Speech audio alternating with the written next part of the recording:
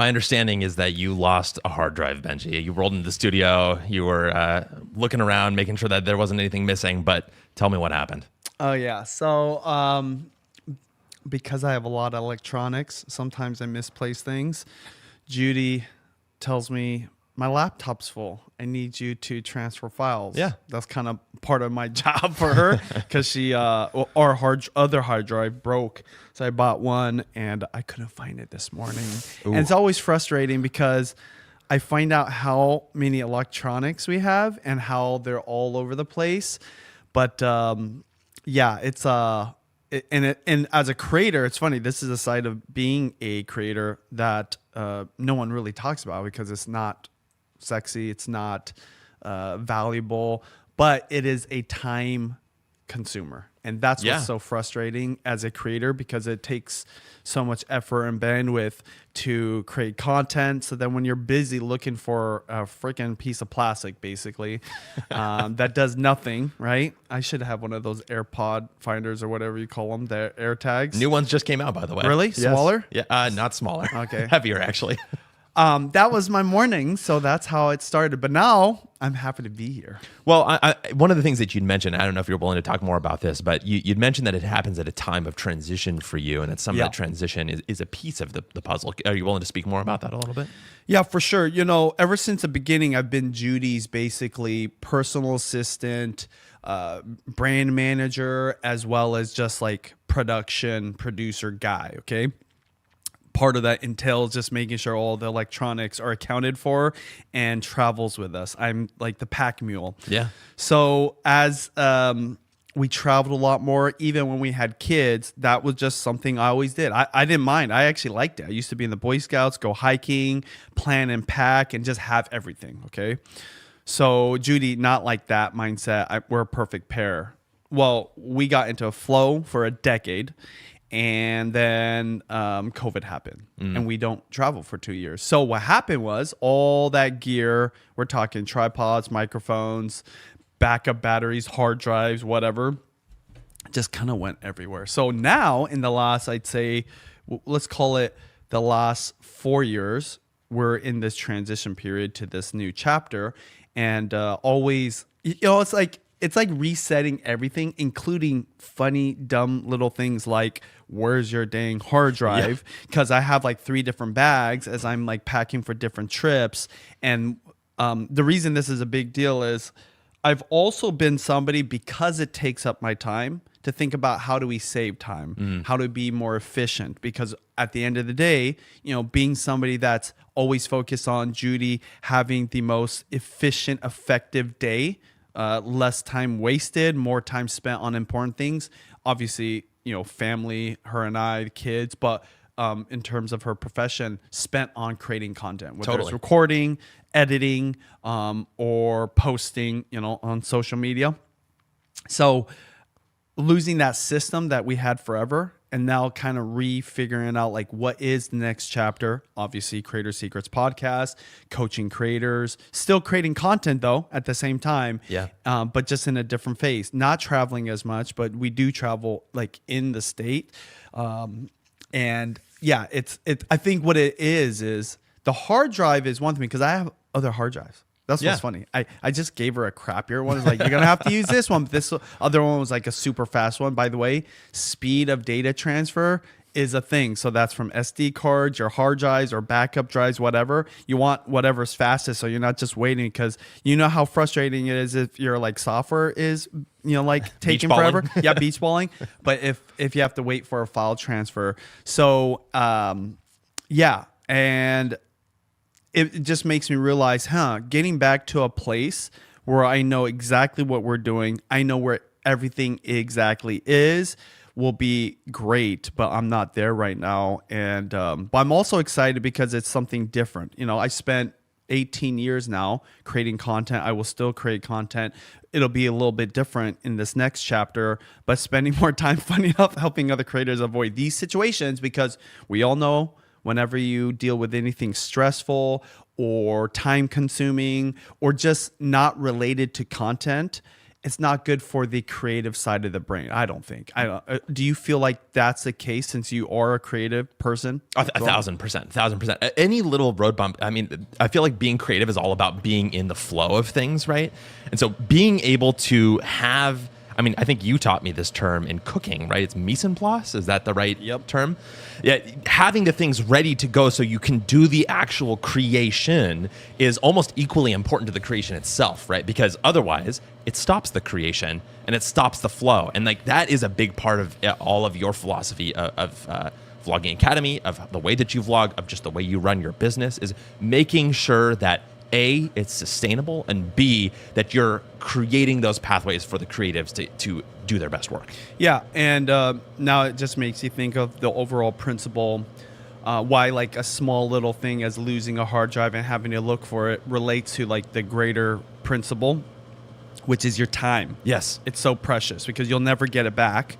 And especially with social media and YouTube, Instagram, all those platforms, speed matters so much. Yeah, that's a great point. And this is why when I'm coaching creators, like new ones I meet, and they're just like figuring out, am I going to go full time yet? Am I going to stay part time? I'm going to work a job. I'm going to do this.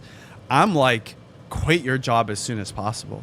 There's very rarely a time where I'm like, oh yeah, keep it. Right? There's like one guy I know who literally has a full-time gig and he's a full-time creator, but it's because of the benefits. He's been doing it for 20 years. He wants to get that. It's a teacher job, by the way, right? Oh, so like he's going to get the tenure or something where like the benefits kick in.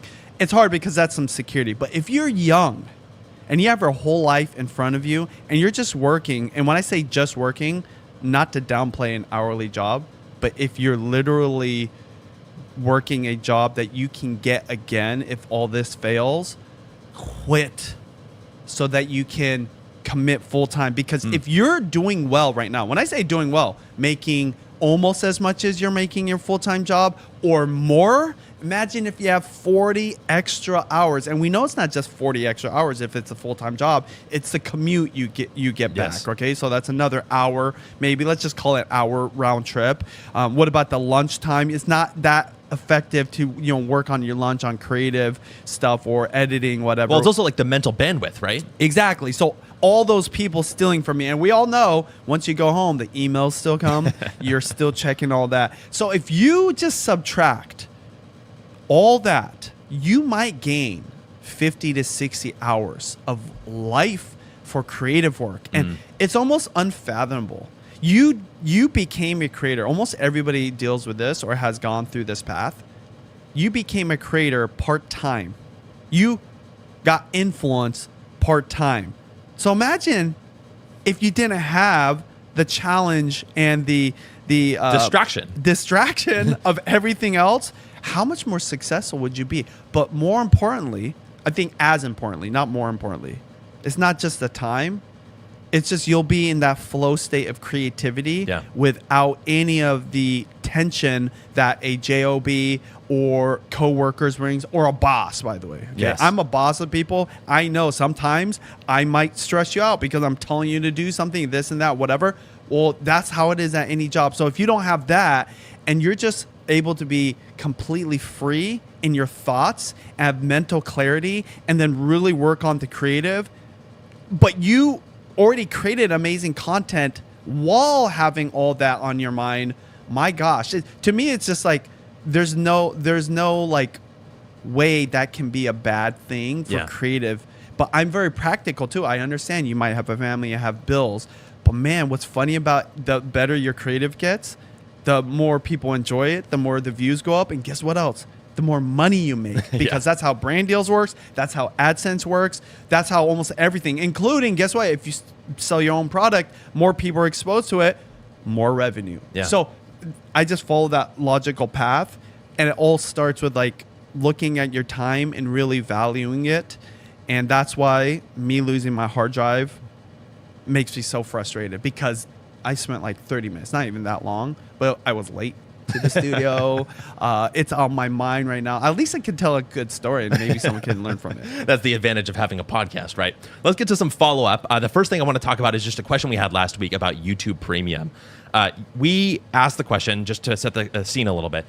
when Hank Green posts his 12-hour long white noise video that gets views and makes money for charity, he said that he got most of his money from YouTube Premium dollars that were going to the kind of view time that he was going. And I asked the question, oh, isn't it split up by the watch time overall of the videos that you're doing? And the answer is yes. If you look at the support docs on Google, they say revenue from YouTube Premium memberships fees is distributed to video creators based on how much members watch your content.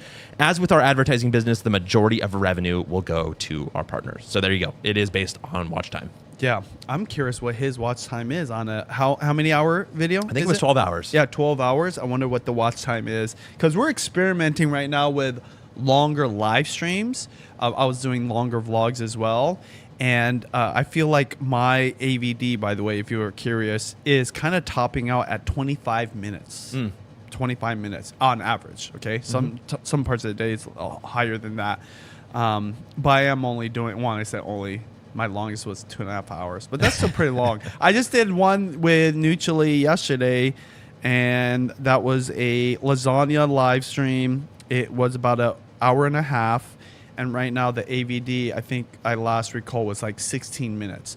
And what's interesting, just for you guys, if you're curious about AVD, if you don't know average view duration, the average amount of time the average person watches your vlogs, yeah, that one is at 16 minutes right now, and it goes up throughout the week. And so the lesson that I'm taking away from it is audiences, number one, if they watch my live stream, it's usually going to catch them at a random part of the day, right? Unless they plan to watch, and I believe the AVD will go up. But what they'll do is they'll save it to their watch later. Or they'll watch it when it's appropriate for their day, when they're on the couch in the evening watching TV, or say like they're doing chores and they just want to kind of listen to something in the background. Yeah. Or this is the big one, when the weekend comes. Yeah. My AVD for my longer vlogs or my live streams always goes up in the weekend. Like we saw a huge jump, right? Did you see that graph? I did, yeah. It was like crazy, the bump up. And that makes sense because that's when people can watch something longer. And I really have a feeling, especially if they're watching it on a device like a television or a Google Home Hub like that, like a smart device, they just kind of let it play. Yeah, of course. Because you don't want to go in there and futz around with all of the kind of controls that would be involved in like a short form platform. Like, oh, I'm going to find a video that I'm doing. Well, you're not cleaning if you're scrolling at that point, right? Just a quick question on that. Would you say that YouTube Premium, we talk a lot about AdSense on this podcast because it's such a powerful monetization factor. It actually is one of the things that Neil Mohan talked about in his letter to creators last week. Would you say that YouTube Premium is something that's meaningful that shows up in your business over the years as well, in addition to AdSense? Or has AdSense been a bigger driver for you and more important? To be honest, I don't keep track of the YouTube Premium. I am now because of the Hank Green story. Interesting. But I don't think it's that significant for us. Why it's significant for a channel like his, which is just the white noise 12 hours long, because if you think about, and this is why this is really important for creators to really understand, because I have to think about this all the time. You have to put yourself in the shoes or the seat or the couch or the setting of your ideal viewer. And what is their intention? What is their desire? What is it that they want out of this viewing session? So a white noise channel, they probably want to relax or just have it in the background. They don't want an ad to play. Yeah. So those people are more likely, especially if they consume a lot of that content, sign up for YouTube Premium.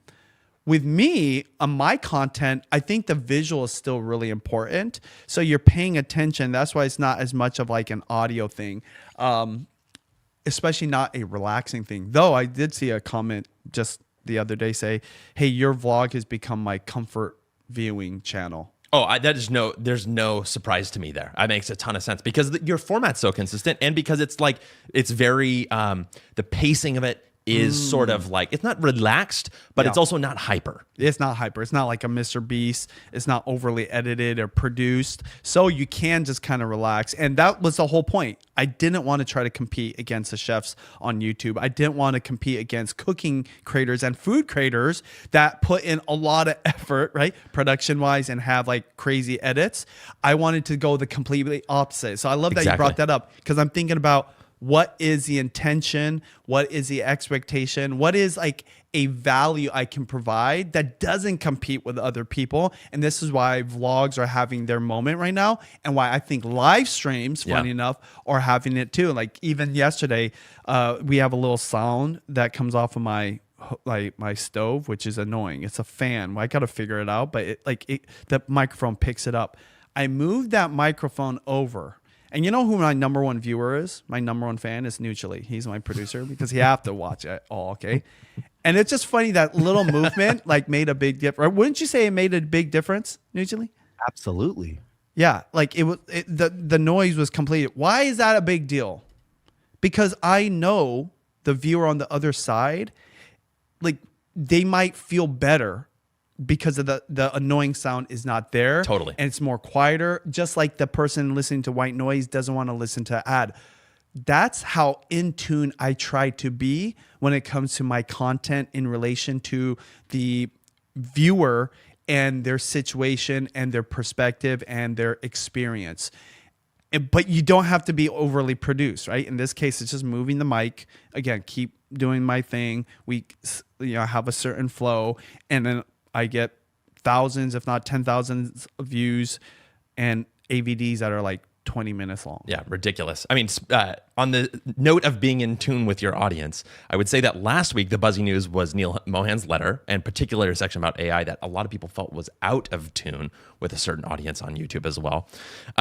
You had mentioned, and this ties in with what you were just saying, that you were going the opposite direction of things. So just to set the scene, what was happening was that Neil Mohan in his letter mentioned that one of the features that YouTube is going to add this year is the ability for creators to use their likeness to create shorts in the shorts feed. So you type a prompt, you use your likeness, it deep fakes you and generates an entirely new video that goes into the feed, kind of like Sora. And we talked a lot about Sora on this show. As I was saying, you wanted to go in the opposite direction, which is why you've been doing live streams, which is why you've been doing these vlog formats, going for pure authenticity, leaning into your, well, A, your existing brand, but B, also just your own personality, letting that show through on your channel a lot. And you were kind of interested to see how your creator friends were using AI to tweak thumbnails and videos more than make thumbnails and videos on their own. One of the things that you'd asked about was around the length of video generation, the limits around that. And I just want to reiterate again that one of the things that we believe on this show, I think that it's okay for me to speak for you on this, which is that it is much harder for AI to create longer videos than it is to create shorter videos. So if you look at the creator economy over, let's just say 2026, as AI video becomes more and more popular, you're going to run into a lot more issues if you're a short form creator, because those short form platforms are going to be more flooded with AI video creation, right? I mean, does that accurately kind of describe what you're thinking as well? Yeah. I mean, the gist of it is why AI is dangerous, but there's a way to kind of overcome it. Everyone's using AI right now. I mean, a lot of people have ChatGPT. Some people might be using Google product called Gemini or Gronk, whatever, okay? Grok, forget. Too much football. Too much football. So people are now also starting to use the image and video generation tools like Nano Banana for Google. Yeah. I think it's still Grok for like Grok. And then for ChatGPT, Sora to a degree is that, right? Yeah. So just like everybody quickly jumped on the AI bandwagon and downloaded those apps to just answer questions and do all their searches through these, well, the same thing can happen with content. So Sora is a good example. Just you type in, like I typed in, I want to be a Dragon Ball character that's lifting up a comet and throwing it up into space. It did a pretty good job of it. I was like amazed. Entertained. Yeah. And that was my first prompt on Sora, which is the video generation. That was my first time. Okay. And I'm not really that experienced with AI. I was blown away. Now, I haven't done it since, but what I'm saying is think about every other kid on earth that can just play around with this. Think about every other creator that knows how to create content can play with this. They can immediately create what? I don't know, 10 to 100 short form pieces of content a day. Will all of them hit? Probably not. They might only upload 2 or 3. But what if they upload all of them? Because you never know with content. Yeah. Well, all that is competition with you if you're a short form creator. And this is why my logic, and this is just looking at it from a very like basic perspective. Well, if you're going to get flooded with more competition, it doesn't even matter if it's AR and I, because some content is still real content of real people, but they're using AI. Yeah. So on top of the AI slop is just like AI generated content or AI assisted content on top of the more organic stuff that's a little bit more relatable, more chill, more vlog style. All that is competition. Exactly. And you can't deny that. Well, if that is the case, what is the one thing as a human, right? Set aside being a creator, as a human that you can do that the AI can't? Literally just exist and be yourself and then just record that for as long as possible or live stream that. And this is why if you look at my food vlog channel, I didn't just keep doing the food vlog. I'm always thinking, okay, what's the next thing? That's why I'm doing live streaming. Hour minimum, right? Hour and a half. I did a 2.5 hour thing because for AI to create that, it would cost so much. It doesn't make sense. And it might actually be so hard even as a creator. So why not be at the place where AI can't really touch right now, okay? I'm not saying it's not going to have some like level of competition, because what if the AI stuff gets so good, people want to watch that over my live stream? Yeah. That might happen. But guess what? More likely to happen if I'm a short form creator competing on those platforms.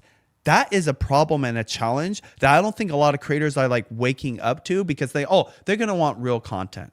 But ask yourself, how many times have you been on TikTok or Instagram Reels or YouTube Shorts and you knew that something was AI, and even if you didn't like it, you still watched it, even if it was just for a few seconds? That few seconds could have been your few seconds leading into like maybe watching more longer, right?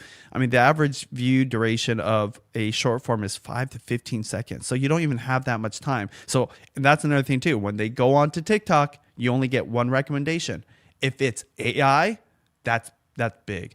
On live streams though, almost impossible, at least. But I'm paying attention. When I first see like a 20-minute video, it's all AI and it's decent, I'm like, ooh. Time to sound the alarm bells. I mean, the thing that's significant to me is that we talked a lot at the very early stages of the show about Sora 2, the application, the fact that they were making a short form video feed. I would say that it's mostly fizzled out. It was kind of a flash in the pan. But the interesting thing is that this is the Sora-ification of YouTube Shorts. I mean, if you think about the way that Sora worked, is that there was no way to record yourself. You would just type in a prompt. You could include your own face. And actually, the interesting part is you could include other people as well if they allowed you to. And then you could upload those to the short form feed. Well, now you kind of get these weird hybrid feeds that are starting to form. And as far as I know, is there any other platform that's done this yet that lets you generate your own image in the feed that it's actually doing in app? I don't know of any other than YouTube. Lets you generate an image in the feed. And like just send it right to the feed right away. Because I think if YouTube does this, they might be the first, right? I mean, I don't know if anybody else is doing that other than Sora. Okay, Neutrally, you have to jump in here. Does YouTube allow you to do that? I don't know. He runs all the the creative stuff. To my knowledge, I don't think so. Yeah. Okay, so then to me, that's just the interesting part. But the significant piece to me is that it can only generate shorts, right? Yeah. They didn't say, we're going to let you generate long form video. We're not even going to let you generate that horizontal video that you would go into the sort of long form. But there are, right? Aren't there horizontal video creation tools out there? Yeah, but I'm just saying it's significant that it's built into the platform. Oh, yeah. The platform itself is basically saying Shorts is the place that most of this content is going to go. And that's what Neil was saying. And that's exactly what Neil is saying that they're going to do, right? And I just have to say that there was this moment last week where The Verge's editor-in-chief was kind of going off, and it just stood out to me. And I was hoping that we could maybe play it here on the show. So Neutrally, if you could cue that up and we can take a listen and we could react to it. This is the final solution to creator burnout. You don't want to make a video today? You want to go on vacation? Let the AI make videos of you for a week while you're gone. who knows, man? I feel like all these platforms are so nihilistic about AI on their platforms and AI content flooding their platforms that they're all just giving in. Yeah. Oh, yeah. There's not a single ounce of thought about, do consumers want this? Anywhere in this. It is just, we have weird monopolies. These algorithms are already flooded with AI slop. We might as well just be a part of it. That's what we talked about with Messeri and Instagram. Yep. Allison wrote about that this week. I suspect as YouTube rolls this out, it's what we're going to talk about with YouTube and their creators and their AI. And I keep saying that creator economy is going to implode this year because of the pressure being put on all these platforms and all these creators. And this is just the biggest pressure of all. Yep. When supply goes infinite because of AI, the rates for the brand deals that keep all these creators in their homes will drop. And then you have no other game to play except being one of one, being Mr. Beast. That's a game you can play very hard, or just infinite content, which means you're going to turn to AI likenesses of yourself. I mean, that is as just about as doom and gloom as you could get. But I did see you nodding your head there, Benji. Yeah, well, he said, forgot what line he said that triggered this. Not just like about the pressure. It's not just about the pressure now. This is just the beginning. Yes. Okay, with AI, I think everyone can agree technology is almost always this way, and AI is just the same. Right now, it's the worst it's ever going to be compared to the future. It's only going to get better. So even me, I'm wary to say like, oh, this is never going to affect long form or live streaming. It could. Yeah. It could. Okay. I was just talking about content creation and the general competition. But let's just talk about AI. Okay. Set aside AI slop, which is just crap that, might get you viral here and there, but anybody can do it. It gets old. Yeah. It's like fat, spam whatever. content, basically. But imagine, because I'm sure you've seen this yourself. I've already seen creators doing this. Okay. There's creators I know that are creating AI versions of themselves because with technology, they can look better than they can do in real life. Okay, I'm not even going to say who these people are. I don't need to because you've probably seen this. Now, it might just be like this playful thing where they're just making some kind of posts and, they make themselves look really cool. But what I'm starting to notice is they're like, what if I lost a little more weight with my AI guy? Yeah, that's very What true. if my muscles are like bulging? My wife compliments me once in a while. This is not a flex, okay? No pun intended.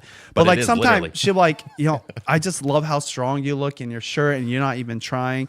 And by no means am I like super buff or anything, okay? But what's nuts is when I made that Sora video and I said I want to be a Dragon Ball character, I was looking ripped. Yeah, that's very true. I was like, that's how I want to look like in real life. Now, for me, my behavior and kind of philosophy is like I have to earn that. So I have to go to gym more. And guess what? I do go to the gym a lot. I'm in Taekwondo. I exercise religiously almost every single day if I can. And so I've earned the physique that I have. But there's a lot of other people out there, not any judgment, but they're already doing it. They want to just use AI to do it. So why do I say this? Because I'll never be able to compete against the AI version of me. So I'm going to look stronger. I'm going to look sharper. Like there's certain things you can do to make yourself look better, like a jawline, right? Or your hairline, or the muscles, or the eyes, or like the hair. It's like always perfect, right? And I'm seeing creators do this.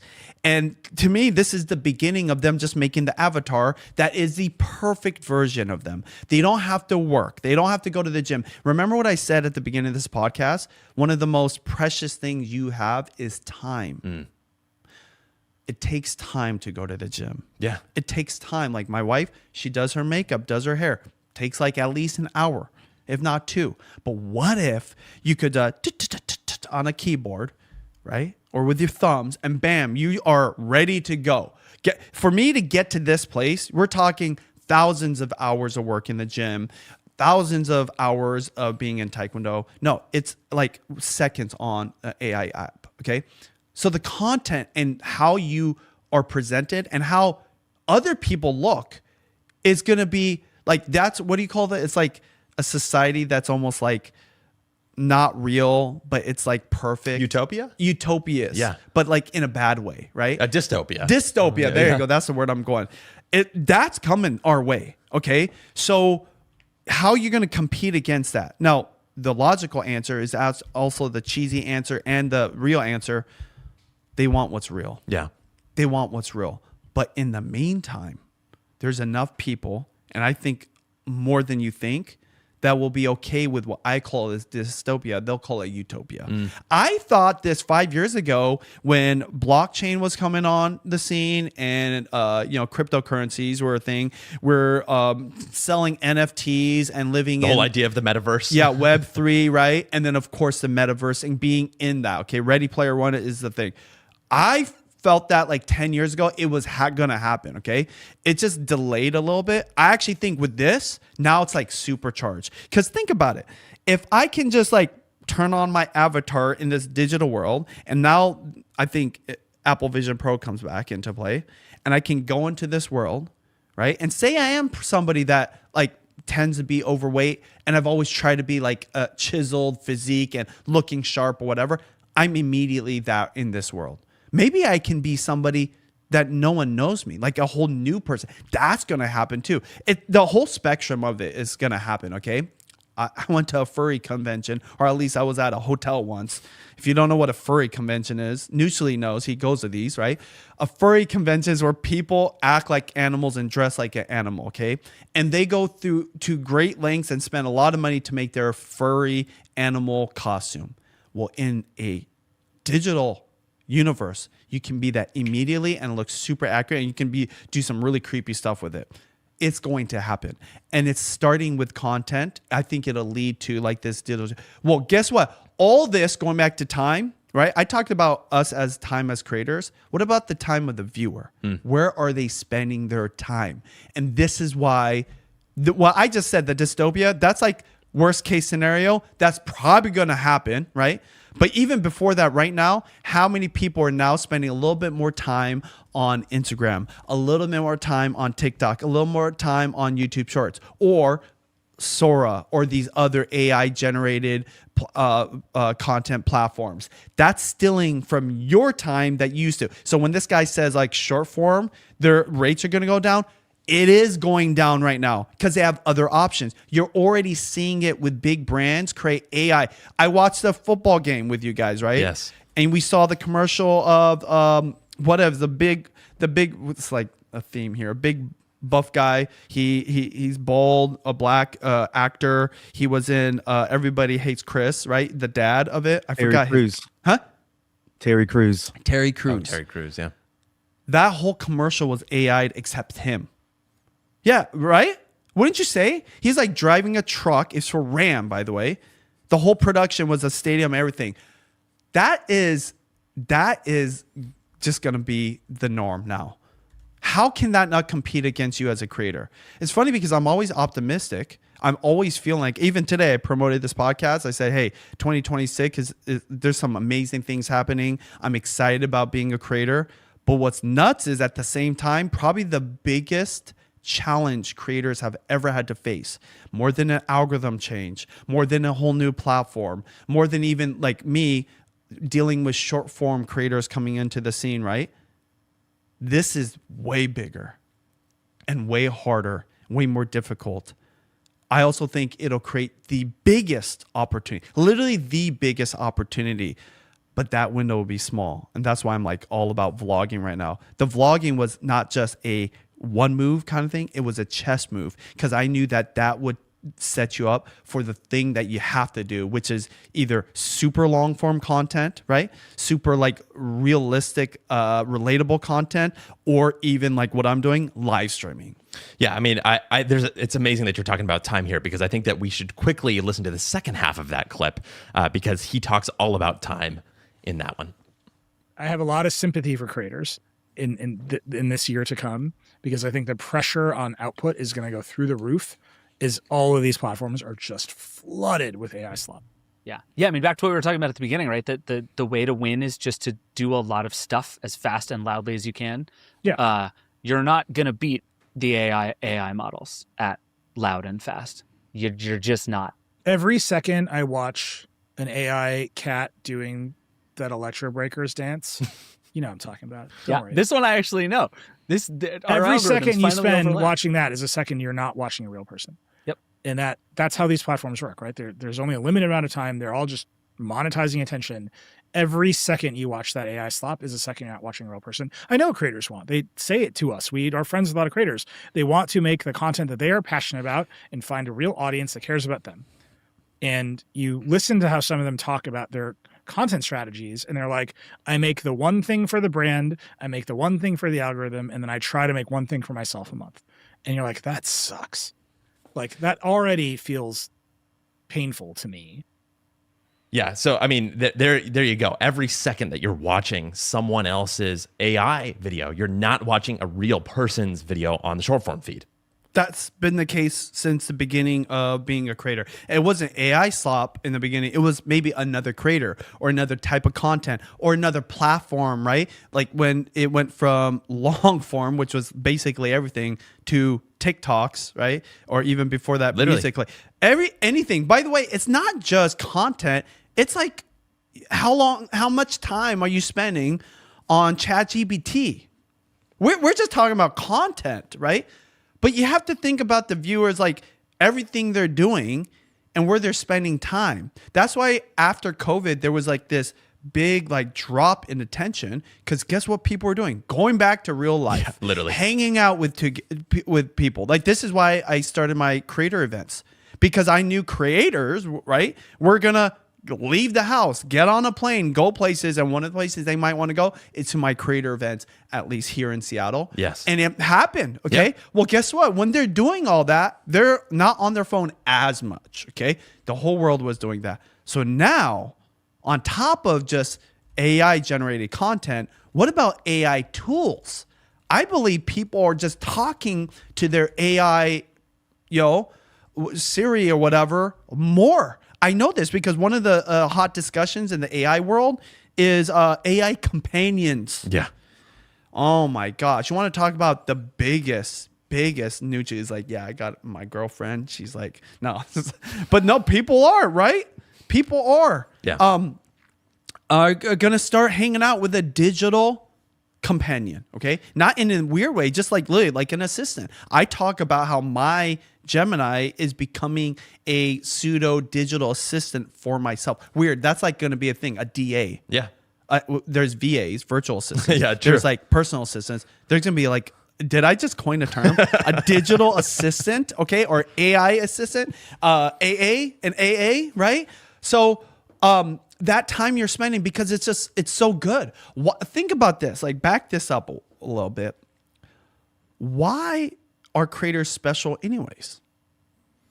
Because they were able to create content and capture some of that attention and build those relationships with such a kind of like lean and mean operation most of the time. That's a big part of what makes a creator encompass basically as much as you could about what makes a creator special, but to the viewer, what happens to that relationship over time as they watch more of that creator's content? Oh, it gets deeper and deeper. Right? Yeah. And they feel like they understand that creator. Yeah. They like build a relationship. I forget, what's the term when it's a one-way? A parasocial relationship. Parasocial relationship. Basically, like a viewer gets to know a creator more and more, but that creator won't know you. Okay, that's actually very valuable as a creator. Like, you don't have to spend any bandwidth on like getting but you got 1 million people. Okay, Yeah.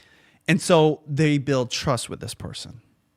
And that is called the mirror exposure effect. Just from hanging out with them a lot. This is kind of the foundation of everything I do as a vlogger, as a live streamer, right? And just being a creator in general. It's like the longer your audience can spend with you, the more valuable you become to them and to brands you could work with or a business that you're going to start.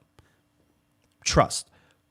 What happens when that AI chat becomes that for this individual and potentially millions, if not 1 billion people? Then you're competing with a super machine. A super machine. Okay? Now this is getting doom and gloom, but this is the reality. You just heard two comments from the Verge podcast. I've never listened to it. I don't even know who those guys are, honestly, okay, that we're just talking. But they're probably thinking about it in this perspective because we all kind of have to compete against other things in the world. And so how can this not be a danger to you? That's kind of my thing. And I think that it's something creators have to be thinking about. Yeah. And the easiest way to compete against it is do what the AI can't do right now. Start building the relationship and get the trust right now. Because if you try to compete against a game that AI will do circles around you on, it's impossible. Like what this guy said. And burnout will be a thing. And people will secretly burn out because it'll be embarrassing. They'll be like, oh, no, AI's never going to beat me. And they'll look at AI, freaking building beautiful humans, doing beautiful things, and infinite. The thing that's always surprising to me is when I do see an AI influencer, because that's been a thing for a while now, before AI, right? And now you're seeing it, the consistency and how they look, right? I didn't know that was a thing. And now I know when I see an Instagram profile where it's like 100% an AI influencer, and then I'm thinking, okay, when are these people going to start posting like 25 a day? And why aren't they already, right? Like that's the idea of the supply going infinite, right? Having those rates go down because there's so much competition between these things. I mean, those AI influencers will be people who will eventually, if they're building those relationships, are getting paid for brand deals, for example. And, you know, you talk about building those relationships, and right now, what can we do that's the opposite of AI? One of the things that we talk about is going long, right? You go long because that's something that AI can't do right now. But one of the things that Nilay Patel said there in that original clip was being one of one. And his example was Mr. Beast, and he says, it's really, really hard. I actually think the thing that he's missing is that you can be one of one for someone else on a much smaller scale, especially if you're doing something like vlogging, because you're being so real. And so to me, that is sort of the bottom line takeaway, which is that if you are doing the things that AI can't and you're focused on that authenticity and that relationship building now, then that is how you're building your moat for the long term. But that's only if you really start today. Now, one of the other things that is crazy about this is like, what if other people are using your identity, right? That's one of the things that we talked a lot about when it came to Sora. And Neil Mohan, in his letter, he did also talk about that, about how YouTube was going to be protecting people's identities using their existing moderation, content ID, and other systems that they have on the YouTube backend to try and make sure that nobody was deepfaking any creators on the short form and long form feeds. I found it really interesting because of some news that I actually heard last week, even before that, but we're going to talk about that after the break, because this week we are sponsored by Ecamm Live, the powerful live streaming platform for Mac. Ecamm is the fastest way to create professional live and recorded video on a Mac without needing a full production team. And, you know, one of the things that we have been preaching here in this section is about how you do the opposite. And we really think that live streaming is one of the ways that you go the opposite direction of AI. Benji, I have to imagine that you think that doing these longer formats in live streaming, as we talked about earlier in the show, is one of the keys there. But tell me a little bit about how Ecamm has helped you create one time, intentionally make the most of your time and repurpose it for a whole bunch of different ways to kind of buttress your content strategy. Yeah. So just a little backstory about live streaming. I've been doing live content since really the beginning, 2010, when it was really difficult to do it. Okay. There was just a few websites and platforms out there. But it always took a lot of time. There's always glitches and never quite worked perfectly. And over time, guess what's funny? It got actually even more difficult because you were trying to put on a perfect live stream with all the gear and everything. And we've ran like 24-hour live streams where we raise like $500,000. Okay. It's like we are, I guess in a way, our team at least, professionals. We knew what we were doing. But man, it costs a lot. There was a lot of gear. And you're talking, it wasn't something that was sustainable to do daily. And you just did the live stream and that was it.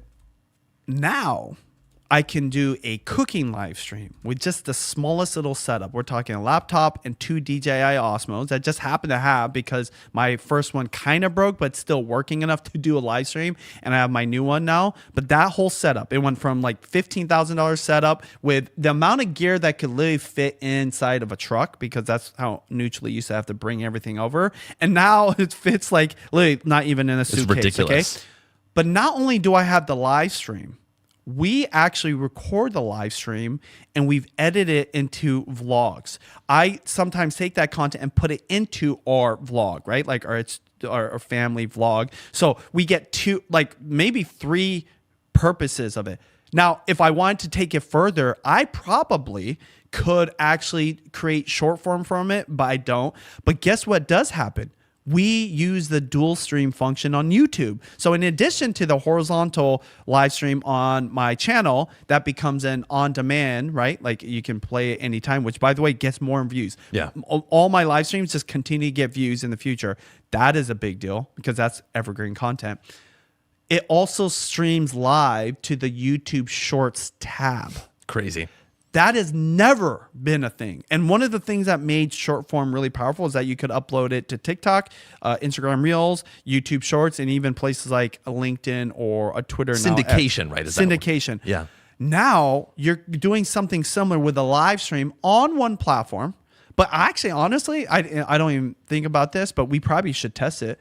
I don't do it, go live on other platforms. Yeah, very true. I should start doing that mutually, by the way.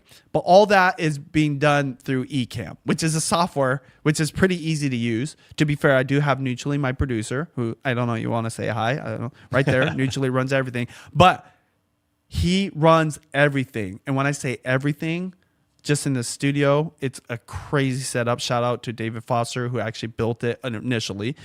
But now with Ecamm Live, it's just way easier. And I know that if I didn't have him, we could actually set up so it could all be like done by myself and still look professional. Yeah, one of the amazing things is that, when you talk about creating once intentionally, part of that is actually getting to creating it all. We spent a lot of the show earlier talking about how important it is to remove the barriers between where you're at now and doing the actual creation process. And so if you think about what we had to do in the past to run one of your cooking live streams that you're talking about, you had to tear all the studio down. You had to bring it over. You had to run it through a crazy set of dongles and hookups and switchers and it was just ridiculous all over the place. Ridiculous. It was ridiculous. Lots of gear, high investment, as you talked about, which meant high stakes every single time. Now it's like you bust out your laptop and a couple of Osmos and you run it through Ecamm Live. And Mutually is not only doing the switching and the actual connection to live streaming, but he's also acting as like a camera operator because he can do that remotely even when he's not there through our setup. So it has just been revolutionary for the way that we've been doing the cooking live streams on your channel. Yeah, I'm literally the perfect customer for them Yes. because it like saved me, because in addition to the time spent and the gear that was necessary to do it and literally the bandwidth, it was also the stress it caused. It like caused stress for us, and that's the number one killer of creativity.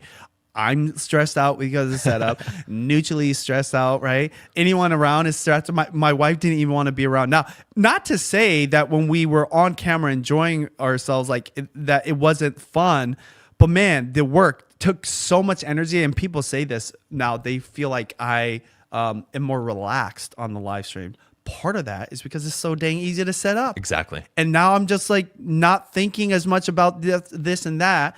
I still, to be fair, sometimes think, the camera should be, angled here and there a little bit. That's like 1% compared to the 100% of bandwidth being stolen by production. Now, Ecamm handles and obviously usually produces in the background. If that sounds good to you, you should see for yourself how it works by starting a free trial at the link in the show notes. And you can use code BenjiTV15 for 15% off your first month. And, we really, really, truly believe that live is going to be a big part of the future. That's why we do a live show here. But also we believe that making sure that you actually know how to produce live and you're doing it in the easiest and most accessible way is just like any other piece of content. It is the crucial factor between you not doing something and you actually doing something. So go to the link in the show notes, start the trial, and use code BenjiTV15 for 15% off your first month. Thank you so much to Ecamm Live for sponsoring our show. Now, to get past the cliffhanger here, the thing that I found out the other week was that this is a story by Ben Freitz at the Wall Street Journal, and I'm just going to read from it, where he says, the title of the piece is, Matthew McConaughey trademarks himself to fight AI misuse. Here's the quote. Matthew McConaughey is taking a novel legal approach to combat unauthorized artificial intelligence trademarks, or fakes, trademarking himself. Over the past several months, the Interstellar and Magic Mike star has 8 trademark applications approved by the U.S. Patent and Trademark Office featuring him staring, smiling, and talking. His attorneys said the trademarks are meant to stop AI apps or users from simulating McConaughey's voice or likeness without permission, an increasingly common concern of performers.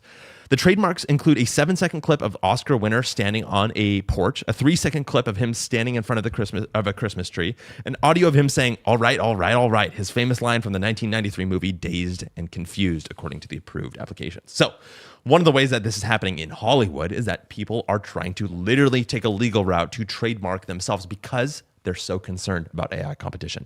Just wanted to bring up because I thought it was kind of interesting. Yeah, you got to do this. If you're a professional, your likeness and IP are valuable. This is part of the job now. Now, I don't hear creators doing it as much, but they need to. This is where I think YouTube gets a lot of credit because they're going to probably preemptively give you tools, which I think we already talked about, right?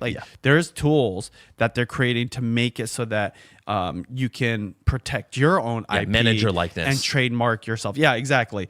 So that's why, to me, there's kind of two things I think about when you brought up the whole, the whole tool of protecting yourself from being used for other people's content, right? I actually think though it's important and you should do it, that's number one, right? Because it's going to be done. People are going to use your likeness if you're famous to get attention. 2, ultimately, it's such a small little problem compared to the bigger problem. What about the future Matthew McConaughey's that aren't even real? Yeah. They are like this perfect human, right? Think about actors that transform themselves into Marvel characters. Part of what makes them amazing, like I'm a fan of Dave Bautista. He was a WWE wrestler turned basically Guardians of the Galaxy buff guy, okay? And he talks about like, I had to stop being this character because it was so much wear and tear on my body. Thor, freaking these guys are looking like gods, right? And even like Captain America or all these people that just put their bodies through these extremes, okay? And it takes time. That's why they get paid the big bucks. AI character, immediate, and potentially look better. Even if you know it's not real. And the acting won't be on point yet, but it might get real enough where for short form creators. So why did I bring this up? I'm like, there's problems that we don't even know are going to be created. There's going to be challenges that are going to be even bigger. So this is why it's like staying in tune with all this stuff, like having an AI friend, not like an actual AI friend, like someone that's into AI telling you what's going on, reading these articles, listening to a podcast like this. You've got to do it because it's just going to get harder and harder to compete against all the amazingness that's going to happen. And Matthew McConaughey is just the beginning. There's going to be, mark my words, law offices and agencies and just businesses dedicated to just this, protecting it's such a big deal. Because it's such a big deal. Because immediately someone like, I can do it right now. Make me a video of Matthew McConaughey drinking this beer. Yeah. Boom. Now it's clearly not him recording because I haven't played with anything that made something look so real that it wasn't something I couldn't spot. Yeah. Right. So there's still like this CGI-ness of it, but still it's Matthew McConaughey. It looks just like him and he's drinking the beer I want him to drink, or he's holding the product I want him to hold. And then you're off to the races. And what's crazy is this, we're talking about all this in a law-abiding country. But imagine places where they don't follow any of these laws or they don't respect IP and trademarks. Do you think it's going to stop them, us having our own laws? No. Just like we've seen in other countries. I'm not going to name them, right? They steal IP. They build their products that are lookalikes, right? We all know those, those luxury bags in New York City all on the thing, right? They look exactly like the real thing. They're not the real thing. That's going to happen for creators, celebrities, and content. And it's just going to be like the Wild West. It is the Wild West again. Also exciting because guess what? More people will live on these machines, and they're going to want not just that stuff, but they're going to want the realest stuff too. That's a whole nother story. I don't know if that's the direction we're trying to take this. Yeah, I mean, you've talked about we talked about the AI creators posting to short form. We've talked about celebrities trying to protect their likeness. One of the things that you brought up that I think is really important to talk about is the fact that these things the AI chatbots are also something that are taking attention and time away from these platforms as well. And people are building actual real relationships with these things. Good or bad. And actually, I think mostly probably pretty bad, ultimately overall. But I mean, I brought this up way, way, way back when I think you and I were talking about this. I've also brought it up on the show that you think about something like ChatGPT, the type of things that people are telling these platforms are like very, very personal. It's almost like a friend or even a best friend in some scenarios, right? And so it is getting, talk about a parasocial relationship. I don't even know what you would call this. Like it is a virtual relationship is what it is. It's a fake kind of digital relationship that you have with this LLM chatbot piece of technology. And one of the things that I brought up to you, Benji, and I think I brought this up on the show, is that to me, I look at that relationship and I start to think, oh, this can be monetized. If I'm looking at it from the coldest capitalist lens, this can be monetized the same way that a creator's relationship is, because we know how this has happened before, a one-sided relationship where they sort of understand an audience or understand a person. Well, you can monetize that relationship by having some products. And guess what has happened?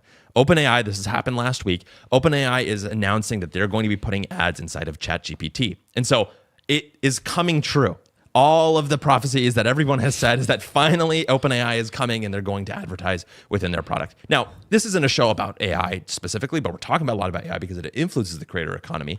And I found this one little nugget very interesting in their announcement, because they announced it and they immediately led with their principles for how they're going to advertise. And I'm going to read them to you, and I want to hear what you think about them in terms of relationships and creators in brand deals, because I think that you could apply some of these lessons to the creator economy as well. So here's what they say. Our ads principles.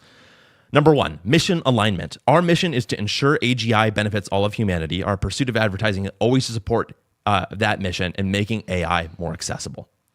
Number 2, answer independence. Ads do not influence the answers that ChatGPT gives you. Answers are optimized based off of what's most helpful to you. Ads are always separate and clearly labeled. Number 3, conversation privacy.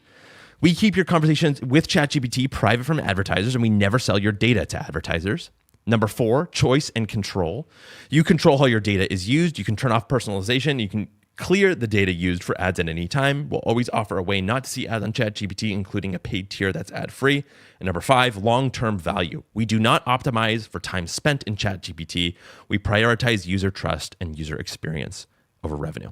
I think there's really only a few of those that really make a lot of sense. The ones that stood out to me are mission alignment, that you know who you are, why your people are there, that you want to align it to your higher purpose as a company here, or if you're a creator, your higher purpose as a creator. Number 2, answer independence, that you shouldn't let the money influence the way that you answer, especially if authenticity and helpfulness is something that you're aiming for. And number 3, long-term value, that you're thinking about the long-term value, both of your business, your content, your creative, your life, but also your audience's long-term as well. So I'm curious about what your thoughts are about those ad principles and whether they do apply to the creator economy.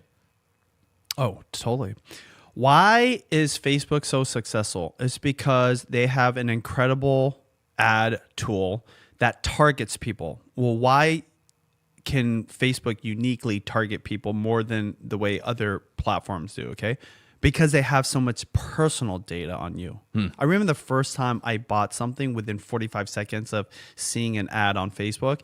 It was a tea thing. Okay, it's like a tea tumbler, but if you know about brewing tea with loose leaf, you don't want the tea leaves inside your tea. So you put the leaves on one side of the glass tumbler, and it has like a little screen, and the other side is a glass tumbler where the hot water is. Okay, and you can take it with you and brew the tea, and it's not a big deal. And then take it out and drink it, whatever. I got that in 45 seconds because they probably knew I like tea for whatever reason, and it targeted me. That's like one of 2 things I bought. Well, that was all because of data that you fed it through your behavior, through your searches, through the things that you post, through the things that you're looking at, through the different organizations you're with. So if in 2026, there's a tool that gets even more data, even more personal information, and it's like being used even more so, and it's definitely more personalized and it interacts with you, are those ads going to be even more effective? 100% yes. So how does it affect creators? Yeah, you might not have to do as many brand deals if you're like getting the product sold. I always think like there's always a place for a creator and doing brand deals in the whole thing. But like think about this. Again, this is just more competition. Yeah. It's crazy. The whole focus right now in the grand scheme of things and the AI conversation is about who's going to lose jobs. Yeah, what jobs are going to be replaced, right? Yeah. As a creator, to me, it's like, what attention does it steal? Interesting. And it's going to steal a lot of attention, right? And so I know this actually, I've worked with brands in the past where I create the content, but they make the sale on their ads. So they sponsor one of my videos, I feature their product, but then what I see for like 3 months afterwards, tons of those ads being Really? targeted Interesting. to me. Oh yeah, because that's where they make the sell. So even though I do the talking points and key messaging and I'll tell people, hey, use my discount code, where they're making. So I'm just telling you, ChatGPT and AI platforms will just put that on super speed. So it's smart. It's gonna. Now on the other side of it, the platform side, I take it with a grain of salt whenever they have these ideals or principles they stand on for how they do things. Because guess what? ChatGPT was the first one to jump ship and go from what was their positive ideas to whatever like works, whatever keeps you on the platform. Fair. Okay. We don't even have to go into it. They have already done things that went against or were contradictory to like how Earlier they're going to keep statements. their platform safe and better for users and better for other people. So it's going to be used and abused. Okay. This is why I, now being somebody that's been using technology for like good 25, 30 years, I'm very wary. Yeah. I don't trust them, right? I'm using as much technology to keep things private. I limit what I tell it. I honestly, even if I can't use a tool for like something I want, for something very private, I talk to humans. That's just me personally. I'm like super old school. I'm like an old geezer now. But it's because I know that T-Tumbler situation is going to be 100x for something for me, and it's just gonna be so effective. I don't like that. I don't like being sold through an ad. I rarely buy through ads, by the way. Yeah, this I'm is the same why way. I remember the T ad and the T-Tumbler. Because it was so different for you. It was so different. I bought it so quickly, right? Because it's exactly what I needed, and I don't mind it at all. But I'm like, wow, if I didn't have that wariness where I was like kind of like keeping things at arm's length, I'd probably buy a lot more. And guess what? There's people buying a lot more right now because of it. And if AI is going to be used, it's going to be even more targeted. You're going to buy way more stuff. Yeah, the distinction I would draw is where you're at in the funnel, right? A lot of businesses think about their sales approach through a funnel, right? Are you at the top of the funnel, which is the most people, where you're just kind of understanding and getting exposed to the brand? Are you in the middle of the funnel where you're kind of making your way towards the purchase, the ultimate purchase? Or are you at the bottom of the funnel, which is like you're just about ready to purchase and you're going to go over to the other side of the coin basically and have bought the product, right? And I think that there's a difference, right? The ad that you were buying from was sort of a bottom of the funnel ad where you're like, oh, you're there, you're ready to buy the purchase. That's why you bought it in 45 seconds, right? Whereas when the companies that are sponsoring your content are having you kind of bring this up in like as an integration or as part of the actual creative of the content, they're sort of trying to build trust with an audience that maybe they haven't been exposed to before, which is much more of a top of funnel idea, right? So it makes sense that they would run ads against that overall. But now they can control the top of funnel. And how is that? Because they create content for the top of funnel with these AI avatars. So the reason I bring this up too is I've done a lot of brand deals. Yeah. I've worked with tons of brands. I love doing this. My wife and I have built a whole lifestyle around this. But it's difficult, even for us who are professionals. We know the game. We know what's required. We try to go above and beyond for any brand that we work with. But it's difficult for the brand to get the creator to do exactly what they want them to. In fact, part of the reason why I think we set ourselves apart is because we try to play ball, do everything, but we also lay it down very early. It's like, hey, we understand our audience. Yeah. Let us do our thing. but there's still a lot of brands that still want you to be like a robot, okay? And we don't work with those brands. So now they have an AI tool that creates the perfect thing. One of the reasons, dirty little secret, why brands love working with short form creators is because when they do on their short form content, it's just a commercial. Because there's not a lot of time for your own creative stuff. Definitely not for organic content. It just becomes a commercial. They love it because they love the control. So speaking to what you said about top of funnel, yeah, there's going to still be a need for the top of funnel. The difference is now they can create the top of funnel, less need for the creators. At least right now, for my perception, I think creators will do things that the AI can't even short form, but still there's going to be this like adjustment period. And that's why there's definitely, and a good example was that Terry Crews football commercial where everything was all AI generated. And that was for a Dodge truck. I'm seeing commercials that look like it's real life. I know it's AI. To the untrained eye, people are like, oh yeah.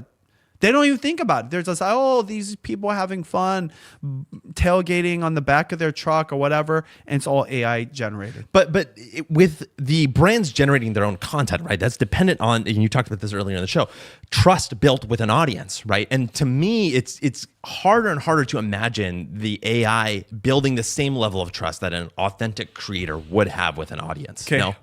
You're right. But guess what's going to happen?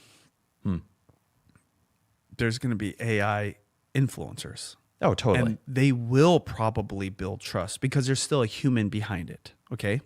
The difference is, and this is why the Sora thing was a big deal when they let like these celebrities create, because what was his name? Who was the big guy that was on there? Well, first it was Sam Altman. Sam right? Altman, yeah. How many Sam Altman pieces of content were made? Thousands. Probably like we can't even fathom how many. Thousands people were and just having thousands, fun with yeah. it. And I was saying it was kind of cringe, right? Because they were doing all kinds of weird stuff with him.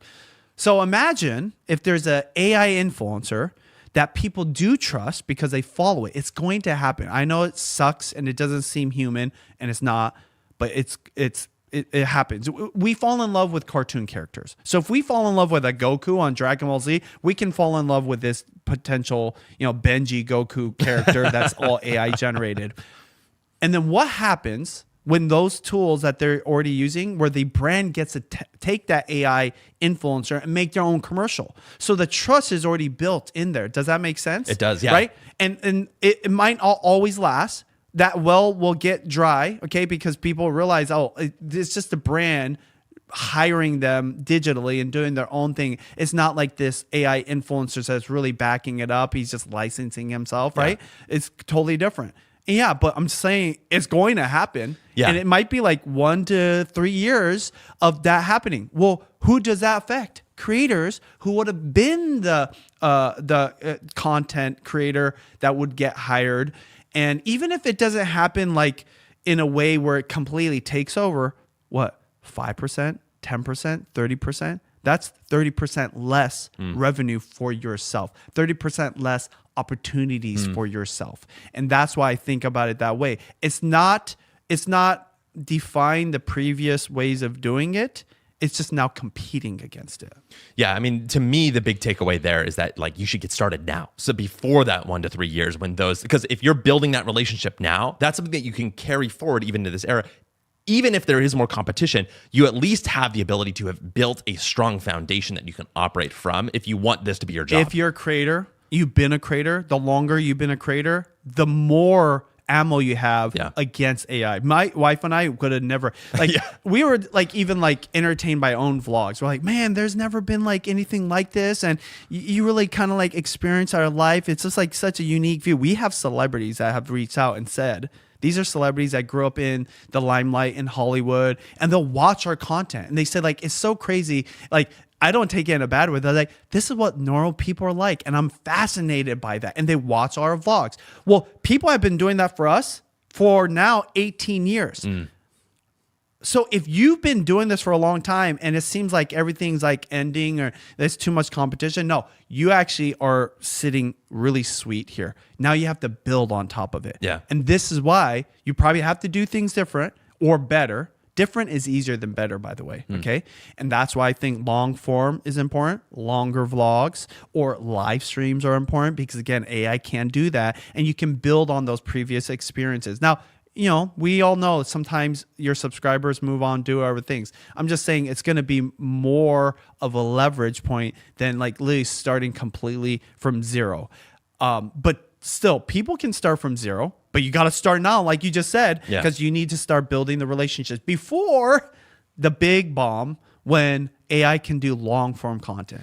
Yeah, and doing that long form content right now is, like we've said over and over and over again, is the ability for you to have that mode, right? That is how you're going to build that trust that puts you at the position to be at the top of the funnel rather than at the bottom of the funnel, where I would say most of this short form content, most of the kind of scrollable feeds land overall, which is, again, why you bought that tea tumbler from an Instagram ad, because that is at the very bottom of the funnel right when you're about ready to make a purchase. And actually, that is the other piece of news that happened just about a week ago, which is that there was data that came out about the monetization of Reels on Facebook. And it continues a story that we've talked about that I have been shocked by, which is just how well monetized these platforms are. But there's lots of nuance in here that we're going to be able to dig into. So this is a story from Zach Valise from CNBC on January 20th. He says, more than half of all ads on Meta's Instagram ran on the service's short-form video product Reels in 2025, up 35% in 2020 from 2024,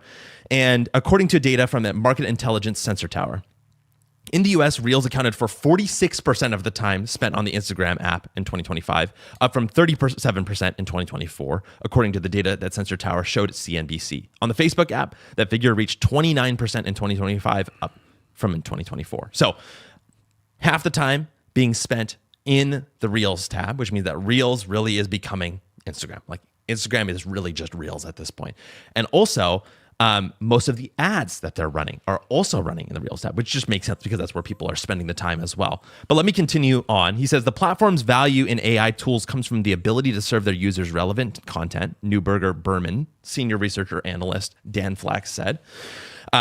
They're surfacing content to the user, and as they get more signals based off of what the user watches, that's helped their recommendation engines get better, and you've seen it in the Reels revenue number, said Flax.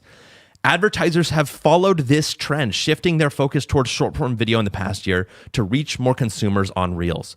Quote, legacy services are seeing ad volume shift away, with advertisers prioritizing more Reels to meet users where they are, end quote. Abraham Youssef, a senior insights analyst at Sensor Tower, told CNBC. So advertisers are moving to Reels. Facebook has moved their advertising to Reels, and that's all because viewers have started watching more Reels. There's one more turn here, which is that the rise of Reels, this is again from Zach, the rise of Reels has presented monetization challenges for Meta, as short-form video typically generates less revenue than Instagram's main feed. Meta CEO Mark Zuckerberg pointed this out in a trade-off during an earnings call in 2023 when Meta stopped paying creators directly for posting Reels. Quote, currently, the monetization efficiency of Reels is much less than the feed, Zuckerberg said at the time. Quote, so more that Reels grows, even though it adds engagement to the system overall, it takes some time away from feed where we actually end up losing money.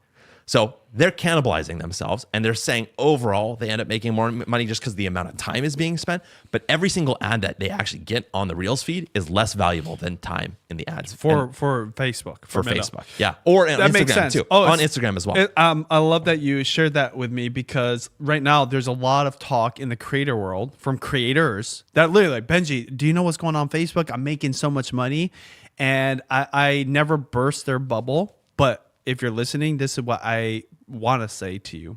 Because I think creators should make money when they can make money. Okay? Oh, totally. But Facebook is not unique to this. They've actually done this many times, and other platforms will do. They juice the revenue for a short term. Why? Because they want you to like their platform. Totally. They want you to make more money on it. They want you to upload to it, and they want your audience to stick around. Okay? But it doesn't last. Doesn't last. And then guess what? They take they turn that off. Think about this. You cannot get revenue off of Instagram Reels. Why is that? It's both the same company, Meta, Facebook Reels, Instagram Reels, the same. Why? You just explained it. Because Reels doesn't make them money compared to their feed, right? Is that what you were saying? for every single unit, they make less money on Reels than they do on the main feed. And Exactly. Yeah, that's Right. exactly what I'm saying. So it's like not profitable. And Instagram is all Reels. It's Yeah. not like the same kind of ecosphere as a Facebook, okay? I know like a lot of young people like, oh, I never use Facebook. There's a whole world out there, right? That creators are tapping into that aren't on Instagram, okay? Or on both. So because it's just a different like user interface, different experience, different need. So there's going to be a time we'll probably turn off because they can't keep it up. And this is what's unfortunate about it. It all comes down to content.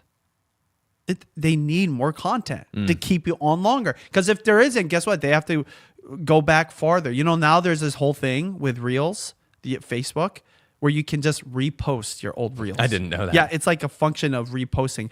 And they're telling creators, Meta is, to repost their old content. That's crazy. Again, like what's better than old content? New content. New content. So why would you like have your old stuff go? It works because I know, like I follow a couple creators. Like I know this is old stuff, but it's so good. I'll watch it again. And they're doing this repost function and they're making money from it. But why wouldn't you want new content? New is way better because they can't keep up with the number one king of platforms that gets new content every single day. And that's YouTube. Why is that? Because YouTube is easier to monetize from an AdSense revenue, not necessarily shorts, but again, like they had that long form, right? But I will say, I mean, this was the big surprise last year to me, which is that we saw more and more that per unit watch time, YouTube was actually making more money than on their long form for watch time. So this is the complex web of things that's going on right now. Like long form for a creator, I think is unequivocally better than anything else because you get credit for the view and you get credit for the watch time and you get paid for that. You get paid the majority of the money actually for that. But when it comes to short form, well, YouTube more and more is actually making more money per unit time watched on shorts than they are on the main YouTube. YouTube is making more money, not necessarily the creator. Exactly. YouTube is not necessarily the creator. And what do I care about on Creator Secrets podcast? The creators, Exactly, right? yeah. So, by the way, though, the platform needs to make money. Totally. Right? So, I'm not saying that's a bad thing. It's just but complicated. It's complicated, and it just tells you how you should be thinking about these platforms and navigating it and how your business model needs to be strategized, okay? Because then what would be an incentive? Get more creators to upload YouTube Shorts, right? Because YouTube makes more money versus long form. The creator it makes more money, and that's just partly just because of their split.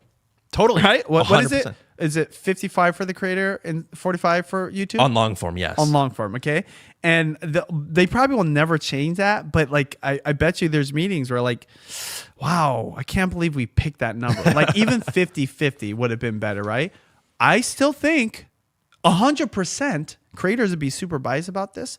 It was because of the creators that YouTube's so successful. It's everything that YouTube offers and the team and the leadership, but still at the end of the day, it's not just YouTubers on there. It's creators from other platforms aspiring to be on there. And a lot of that has to do with money. Yes. And AdSense being that revenue generator that's so passive, that's so easy that you don't have to think about it. So that split, it shouldn't be touched. That's why it's dangerous when they're like, oh, YouTube Shorts makes us more money. Let's keep that going.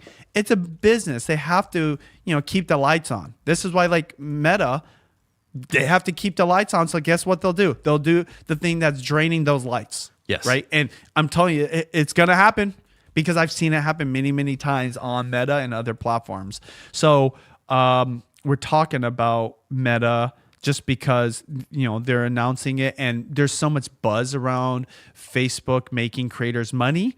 Sadly, it's not something sustainable. But two, we've actually seen how sustainable YouTube has made it for themselves and creators. And this is why I'm not just biased. Data shows it. Yeah. And also stats over the course of 20 years shows it. Yeah, I mean, the bottom line to me is that ad money is 100% being poured into these short form feeds still. So there's money to be made there. The problem is that it also incentivizes the platforms to start promoting it as well, right? And so you're going to see that like literally Instagram is like, we are making less money per ad that we're showing, but we have to do it because this is where all the attention is going, right? It's also what's going on YouTube, I think, on the mobile app specifically, by the way, not necessarily on the TV, not necessarily on the computer.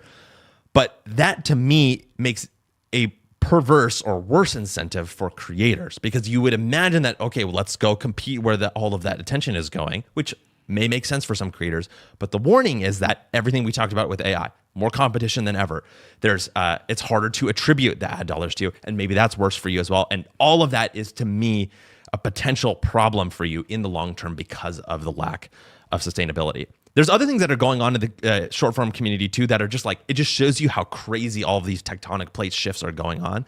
And it all begins last week when TikTok finally struck a deal for to sell to a new U.S. entity.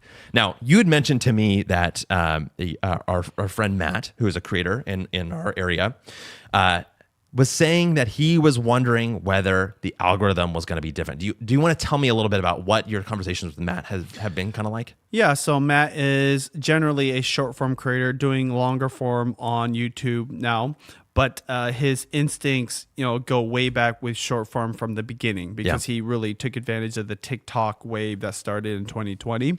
So he's like really in tune with what's going on with the algorithm, whether it's good or bad, especially with TikTok. And it's no secret, he's not like the biggest fan of TikTok. He loves YouTube and other platforms. But TikTok, you could say, is what made him mega famous. He has so many viral videos on there.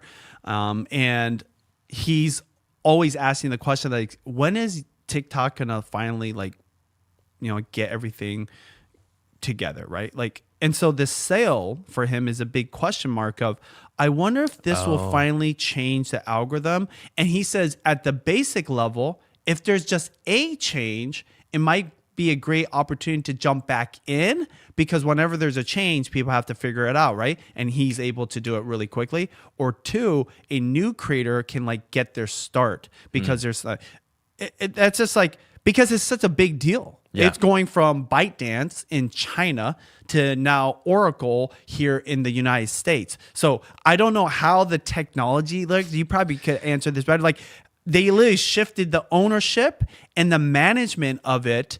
And so in that process, did they also sell the algorithm? But even if they sell the algorithm, algorithms change, but now it's being managed by a different management, right? Yeah, I mean, there's a whole bunch of like little details here that might help us answer these questions. This is why I want to talk about it here, because there's so much nuance in this, but there is a bottom line, which is that the algorithm is going to change slightly, and they've announced that. So it's going to fork at least. There's a level of forking, where this is going to be different for U.S. creators or U.S. economy versus the rest of the world. So the first question is like something that we've been asking for this whole time, which is like, are you going to need to install a new app? Well, that would have been a huge deal. It could have been cataclysmic, catastrophic for creators. The answer is no. Fortunately, you're not going to need to install a new app. There's more from Emma Roth at The Verge, where she says the joint venture says the app will maintain quote-unquote interoperability with TikTok used by the rest of the world while providing users with a global TikTok experience. The same goes for US-based creators. The site adds that TikTok US will ensure that creators can discover them, or users can discover them on a global scale. And here's where it gets into the algorithm, which is that TikTok's US arm will, however, use a new version of the platform's algorithm that the joint venture will retrain, test, and update using only US user data. Wait, joint venture. So there is a joint venture with ByteDance? So it's 19% ByteDance, 15% Oracle, and then I think there's a little bit of Saudi ownership. There's one other owner, and then the rest is filled in with a bunch of smaller investors overall. So ByteDance owns about 20% of the company overall. That said, a lot of the leadership has changed as well. There's a new CEO, there's a new COO. The former US CEO has moved to I think take control of operations for the global one, not for the US one. And so the leadership has changed, the ownership has changed, and the algorithm is going to change too. Little backstory of why this is even happening to TikTok, because I'm into geopolitics and just everything that's happening in the world in relation to America. There is speculation, I guess maybe it was true to a certain degree, that TikTok was a propaganda arm, basically, or a means of control and influence on the American people by China. Okay, this is why the Congress got involved, because they had a big presentation about this. And I follow some other, I mean, they're YouTube creators, but they work in the real world, intelligence, right? They do intelligence work, and they're hired as like a private consultant, saying that this is a big win for America. So this was not, I mean, some people think it's like just Trump wanting to win, or it's like a greed thing, or even our economy. There's definitely probably some elements of that, you know, like who's the biggest fan of this happening? Meta, right? Very okay, true. like there's incentives for them. But ultimately, why this is a big deal, and why, going back to what Matt said, could be true, they wanted to be able to observe and control the algorithm to make sure that it was positive for the users here in our country and not negative and not a detriment. So naturally, if that's the case, then the algorithm probably will change. And this is why someone like Matt would be like, it's probably a good time to get started. I don't use TikTok at all, so I don't know. I can't speak to it. You could, in the comments, let us know if you see this happening. But I think it's very likely that there is going to be a window. How like game changer is that? Is how much leverage is it going to give you? It's going to jumpstart your stuff. I don't know, but it's definitely worth just doing, you know, like getting back into it. Yeah. But it is interesting that like this is the end of this huge battle that had so much attention, and then it's just like, boop, done. Moved on to a new thing. Move on. I mean, I am a big believer in the fact that change leads to opportunity for people. But the question is that the opportunity that you want to strike, right? If you're going to be jumping, just like we've talked about always on this show, but so much today, do you really want to be competing in that short form space, or do you want to go into long form where there's less competition and I would argue more opportunity? To me, I think the answer is clear. So, I mean, if you already have an idea for the type of content you want to create, if you've already got an existing business, I think that Matt is 100% right to say, hey, listen, I have, you know, tons and tons of years of experience. I should take advantage of it and try and like jump the gun a little bit here and beat everybody else to the punch because I know I can do it. But if you're somebody who's starting fresh or somebody who's starting new or looking for a new chapter, well, geez, do you really want to throw yourself into all these kind of mixes and fights of all these things where there's a lot of uncertainty? To me, the answer would be no, but that's just my personal opinion about things. Speaking of competition, you know, we're dual streaming this. Yeah. And every time I look at my phone, I'm just looking at the dual stream because it's so crazy. We're on the YouTube Shorts tab. So you can't, I don't know if he can zoom, but this is a YouTube Shorts tab, okay? So you want to talk about competition. This is the ultimate competition. Now, right now, we're just getting started. We don't have a huge audience, okay? Creators just jump on whenever they can, the on-demand. But I'm saying, what happens when this show gets bigger? What happens when other live stream shows get bigger? It's funny because we're talking about how AI is creating all this content that's going to compete against us. Humans can actually do it too. Yes. Like actually in a huge way that is going to be more appealing than AI slop. Yes. Because it's real. People will always choose the real over the fake, right? Until the fake is really good. But that's why, in a way, I'm not just saying this so that you can survive. I'm saying this because it's a huge opportunity. And it's crazy. Like I geek out on seeing me on the Shorts tab because I don't upload a YouTube Shorts, but I'm on the YouTube Shorts tab because my live stream is dualed both to the normal viewing page that everyone is used to and now the YouTube Shorts. And there's a lot of people live streaming more and more now. So yeah, and we've been repurposing this content also. I mean, you get the fact that we are sort of getting a live edit here from our producer Neutrally, right? It goes up as a recording. I clip off the beginning and end to make sure that it's a clean start and a clean close. And then guess what? We clip all of those using YouTube's AI clipping feature, and then we send those out as regular videos that we package and send off to the world to be discovered by the algorithm. Couldn't we like take the transcription of this and make like an email for our email list too? We 100% could. I mean, there is so much that you can do just from this one piece of content, which gives me a great opportunity to bring up our sponsor of the show, Ecamm Live. You know, the theme of today's ad reads is that Ecamm is all about creating once, very intentionally, and getting more value from every recording. The first time we talked about Benji's ability to do that on his cooking channel when he's doing his cooking live. He uses it for his vlog. He gets a replay just like we do for this show, but he also can sometimes edit them down into vlogs themselves. We just talked about it. We do that on this show as well. If you're doing the editing live, you have no editing to do in post, and it is like a very powerful way to get 1x the value, 2x the value, 3x the value. I mean, you could go on and on and on with the amount that you're getting with all of these tools. And for us, Ecamm has been at the center of that and our ability to create one time, but get tons and tons of value after the fact.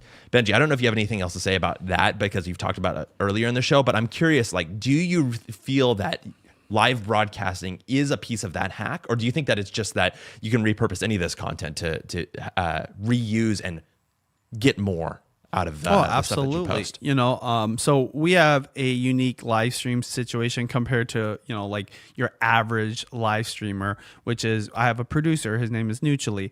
And so one of the cool things with a software like Ecamm Live, where you can have multiple angles, whether it's a show like this or my cooking live stream, is you can real-time edit. Yeah. So I mean, think about that. That's probably one of the top 3 things that creators do not enjoy is editing. So if you have a type of content that can be static in one place, right? Like my cooking vlogs or cooking live streams, and you can have multiple angles, you can actually create something dynamic and entertaining and engaging enough to compete with the on-demand library. So things that are recorded, edited, produced, and then uploaded for that type of viewing behavior. And it's being proven because my content after I live stream continues to get views. See, back in the day, live stream was just like really something novel that was valuable in that moment because you were live. You can engage as a viewer with the creator and get your question answered. Now, especially if you do it this way, where you think about the different angles, you're thinking about always keeping like the energy going. You don't have to be crazy, right? But by the way, though, I'm thinking about like what are the crazier cooking things we can do mutually. I'm already thinking because I'm thinking about the viewer, but even what we're doing now, which I would say is pretty basic. Yeah, it's pretty basic very stuff. straightforward. And it's an hour long. It's going against all the old school rules about on-demand videos, right? But we're in this new era, the TV era. Well, guess what? My data shows it that people are consuming it. Like I literally just looked right now, and this morning my AVD audience view duration was at like 16 minutes. Right now it's at 1941, 19 minutes, almost 20 minutes, and the views have gone up. Now, to be fair, the views on my live streams aren't like what my normal videos do, right? My normal videos can do anywhere from like 10, 20 up to like 50,000, and a banger would be 100,000. These are slow going. Partly because my audience probably doesn't know I do these. This is kind of new. The algorithm is refiguring it out. But every single 7-day period, there's more AVD being watched, right? This, I bet you, this AVD right now is going to probably go to 25 minutes, okay? It's an hour and a half long vlog. That's powerful. And it's going to continue to get more views. It's finding those audiences. This is the big thing, though, with live streams, especially if you do it on the same day at the same time, or you're like constantly doing them. People will become habitual viewers of that. That comment the other day was a big deal when someone said, "You're my comfort viewing. You're like the comfort vlogger." That's what sounds kind of strange, but that is a thing that's been a case from the beginning. Think about you guys. There's probably things when you're like free, right? Like you just got off of work, or maybe you have a break, or maybe like you're running some errands or doing some chores that you just like listening to in the background. If you can be that creator, that's the comfort vlogger or comfort live streamer, that is like game changer. And then they're just hanging out with you. Yeah. Now, I'm not saying you can do anything. I'm just saying like it's not as hard to compete if it's just having to be highly produced. So going back to Nutually, we live stream almost like it was an edited vlog, except it's not. So it's a lot less work, a lot more ROI. And over time, what I know, because when I first started doing my new vlogs, which by the way, I'm still advocate for, we have Vlogging Academy. I think the link is down below. If you're into vlogging and want to start a vlog channel, I teach all that. But what I'm saying is when I started my vlogs, they were like at 5,000-6,000 views, and they moved up to like 50 to 60,000 views. In some cases, like 500,000 views. So my live streams, I believe that they will continue to grow in views. People will want them and they value them, and it'll become part of their schedule, habitual viewing, and my live streams will be their comfort content. And then it's just a matter of doing it more and more and being a little bit better every single time. I'm already seeing that right now through the data because people aren't leaving on for 20 minutes by accident. That's because there is enough value.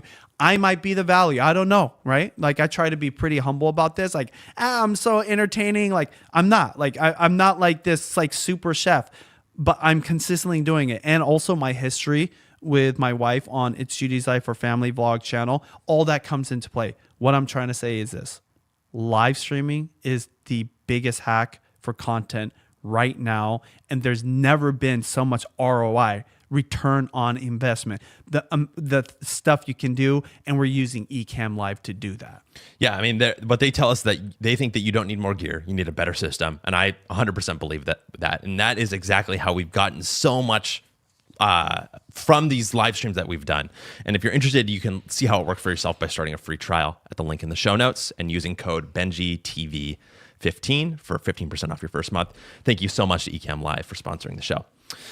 Let's go ahead and talk about Netflix, because Netflix is really interesting on the other side of it. So we talk about Netflix a lot because they are on like one side of YouTube, whereas like Shorts and Reels and TikTok are all on the other side of YouTube, right? Like they kind of, YouTube spans those two worlds between streaming and short form. And so I think that there was this really interesting thing that happened this week where they did a live stream event with Alex Honnold, who's known for free soloing like all over the world, some crazy things. He's known for the movie Free Solo. And he was going to climb Taipei 101 free solo, which means that he did it without any kind of like gear that's, protective gear. So he could, fall basically, and it would be very bad. So to me, the crazy thing that was going on is that, he was going to do this thing, and Netflix decided that they wanted him to produce a live climbing event and live broadcast it. Now, there's a whole bunch to unpack here, but I wanted to start with the live philosophy that YouTube has because we just talked about live streaming. So neutrally, if you don't mind pulling up the clip here, we pulled out an example of the Netflix co-CEO Greg Peters talking about Netflix's philosophy for live streaming. I don't think we clipped that one yet. Did you drop it? It's the orange one there called stratechery.mov. Stand by.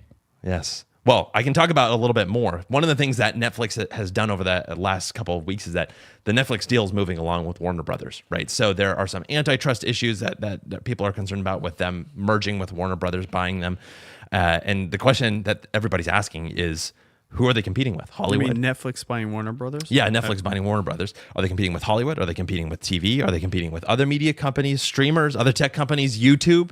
And their big line is that they're competing with YouTube because for them, it actually helps them close the merger. And I actually think I kind of agree with them. Would you say that like Netflix and YouTube are kind of head to head? Totally. Yeah. It's just a matter of like, where do people decide to spend their time? In a way, like a lot of these device apps and platforms and streaming, like places are all competing each other. But when it comes to content and watching shows, movies, or whatever, of course, Netflix and YouTube are a competition, Yeah. And this is what's so crazy about YouTube. This is why I always feel for YouTube in a way, and Google. They're so good at what they do. They become like a monopolistic type of entity, right? Yes, exactly. And the business model for YouTube specifically that make them such a behemoth, creators creating content and putting it up for free, and it's endless. And look at my wife and I. Between the different things that we do, we're uploading 5 to 7 pieces of content a week. Just the two of us. Now we have our team. You guys are part of the team, and we have other people that help us. But still, we're really small in the grand scheme of things. And there's tons of us doing this all the time. My one comment on the whole Netflix thing, and I know that Nucci's got the clip thing. The quick thing I'll say, Netflix had to get a guy climbing a building. Yeah. And make it like a viral thing for people to watch live content on Netflix.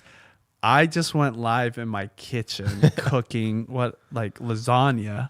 And of course, not even like scraping the surface of many views. But again, multiply that by how many creators that literally do it all the time and their audience always wants to watch them. It's like impossible competition. All right, you want to let alone the fact that there is a set of competition that they're actually competing directly with Netflix. If you think about Netflix's live strategy in terms of getting the Christmas football games, well, YouTube broadcasted a football game as well. So there's literally head-to-head competition as far as like live TV events goes there.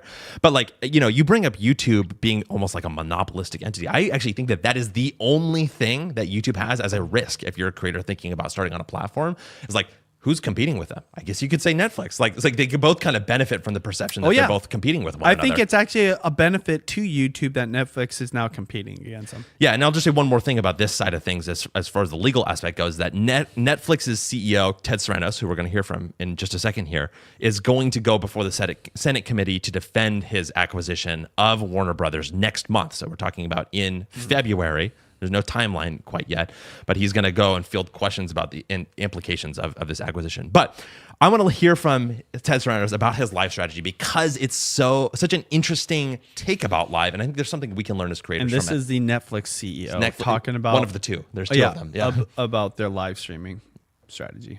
I think you said in this earnings, like you're very explicit. Oh yeah, like these live events drive buzz, drive signups, and which was sort of one of my arguments in favor of you doing these live events a few years ago. But I felt like you got an earnings call like 2 or 3 years ago. You're like, oh, it's so small, it doesn't really make a difference. And now you're like, oh, actually, no, this is very important in this regard. I need more consistent clarity from you guys in your earnings call to back up my theses.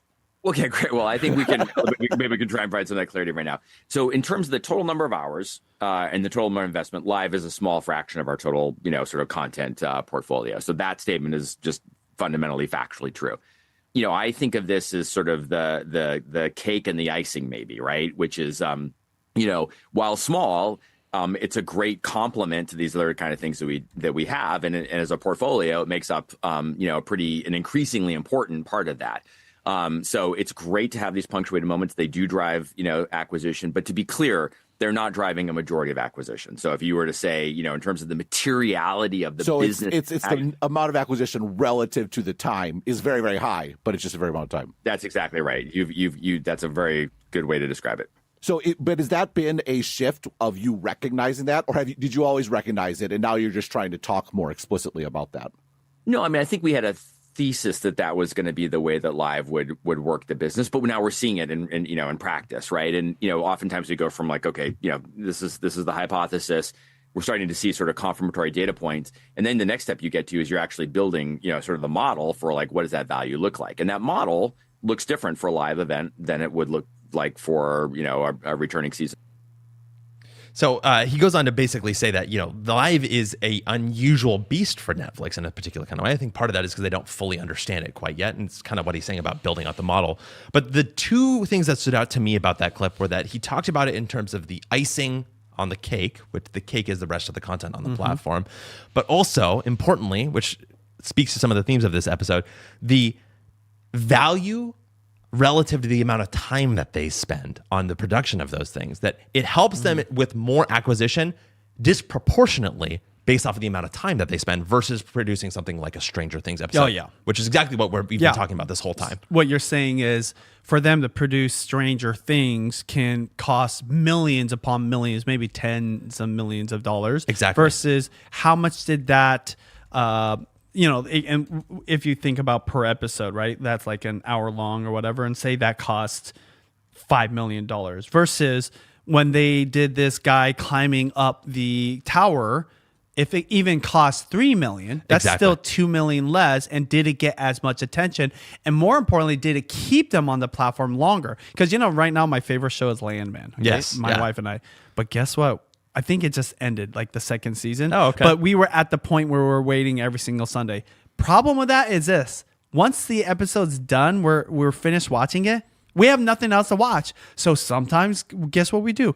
We might go, well, no, we go somewhere else. Another platform, maybe Amazon. Exactly, yeah. Or no, we're on Amazon. Maybe we'll go to Netflix, or maybe we'll pop up something on YouTube, or maybe we just don't do that. So endless content is like the desire, right? And so Netflix, that's why they're acquiring Warner Brothers. That's why they're experimenting with live stream. The name of the game is just more content. It could be sports. Guess what? UFC, right? UFC is on Netflix now.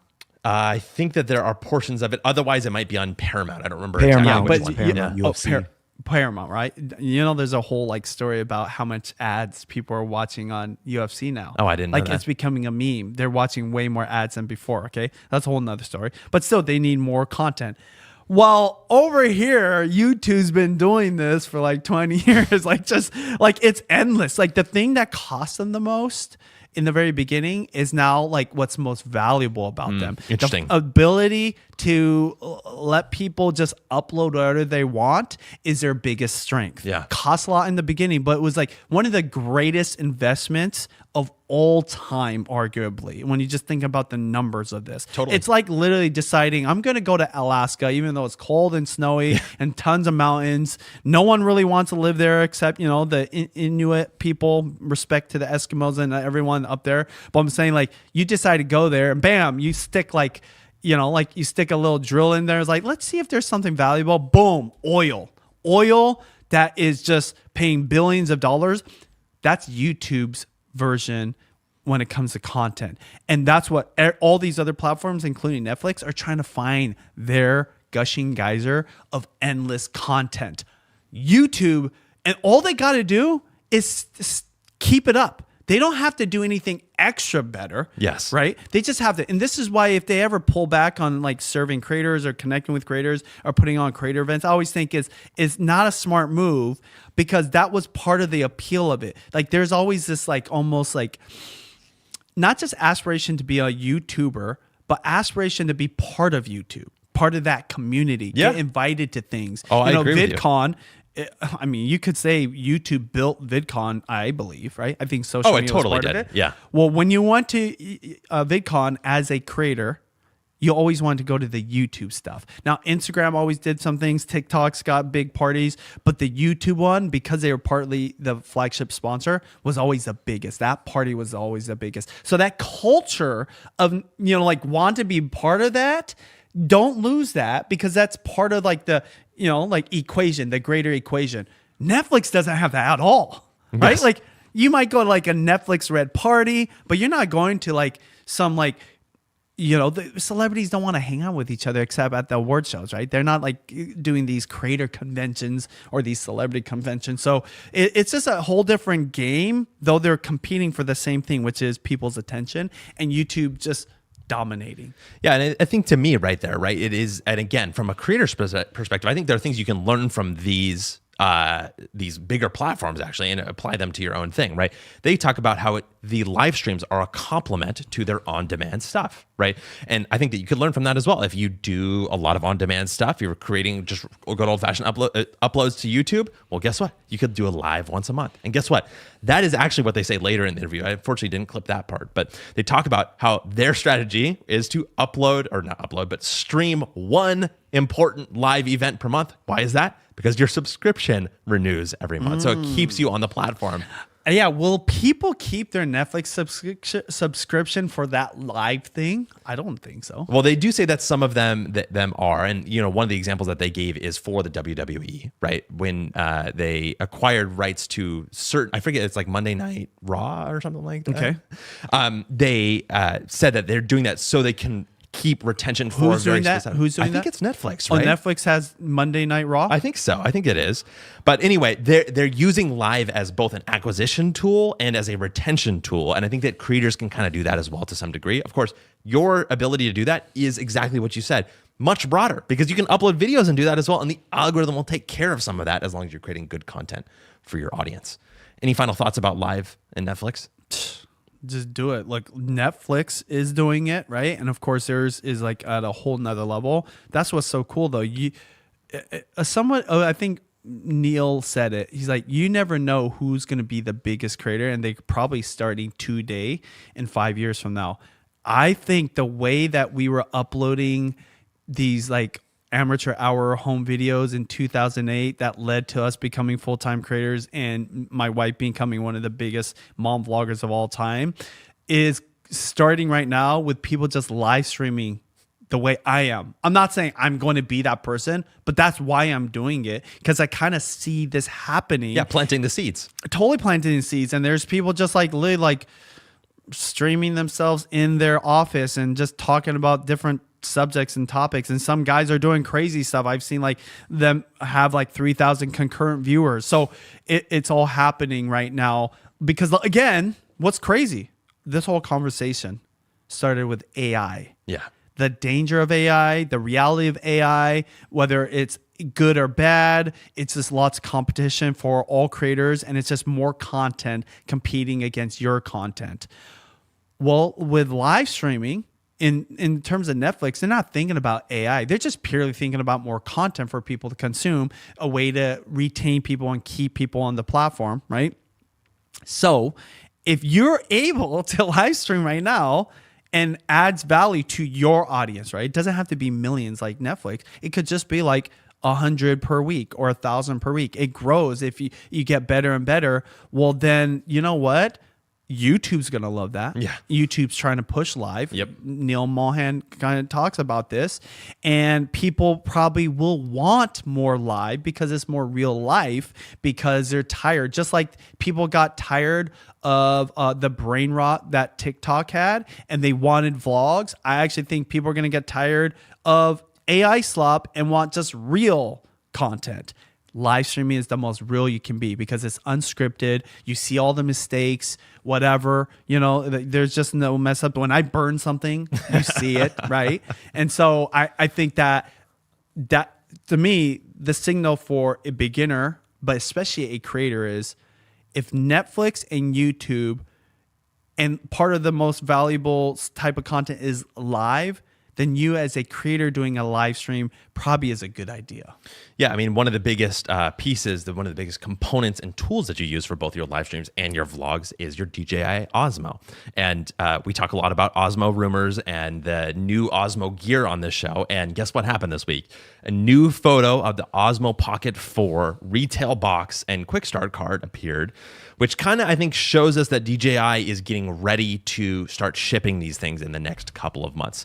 Now, there's an image that popped up that I think was shared by the newcamera.com. Neutrally, if you don't mind bringing it up, we can take a look at it all together. How accurate is this for reals? It's a good question. To me, it seems pretty plausible. It comes from the more reputable rumor sources that I've seen online. Especially with like AI. We just talk about AI. Like true. You can make it super real. It's like, hey, put a little glare on it, right? Oh, I want some buttons. It's funny. Like I wish I had my Osmo on me because there's no buttons right there right now where that little flat. So below the screen, those are two new buttons. It's funny as like as a Osmo user, right? Like one that's used it a lot. I'm like looking at those already critiquing. Do I want that there? Because I actually put my thumb there to keep it stable. But if there's buttons there that I accidentally press, would it be good? But I will say this: the zoom button is actually really important because right now you have to do on-screen zoom, or the joystick can act like a zoom too. Oh, that's like more like a legit joystick now? Is that?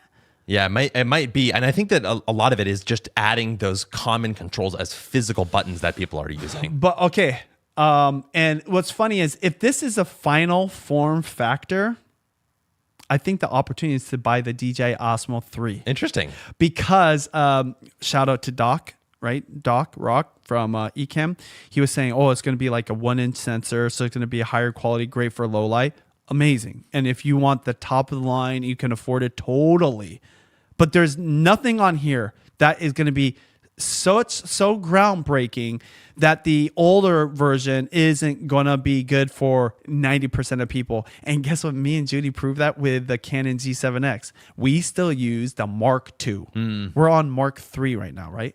I think so. No. Mark III. We're using the Mark III and we're on the Mark IV. We're talking 10 years old. They don't even sell it. They're selling like for like $1,000 because they're almost like an antique now. But we have like 2 more left. And we're fine. No one ever complained about it.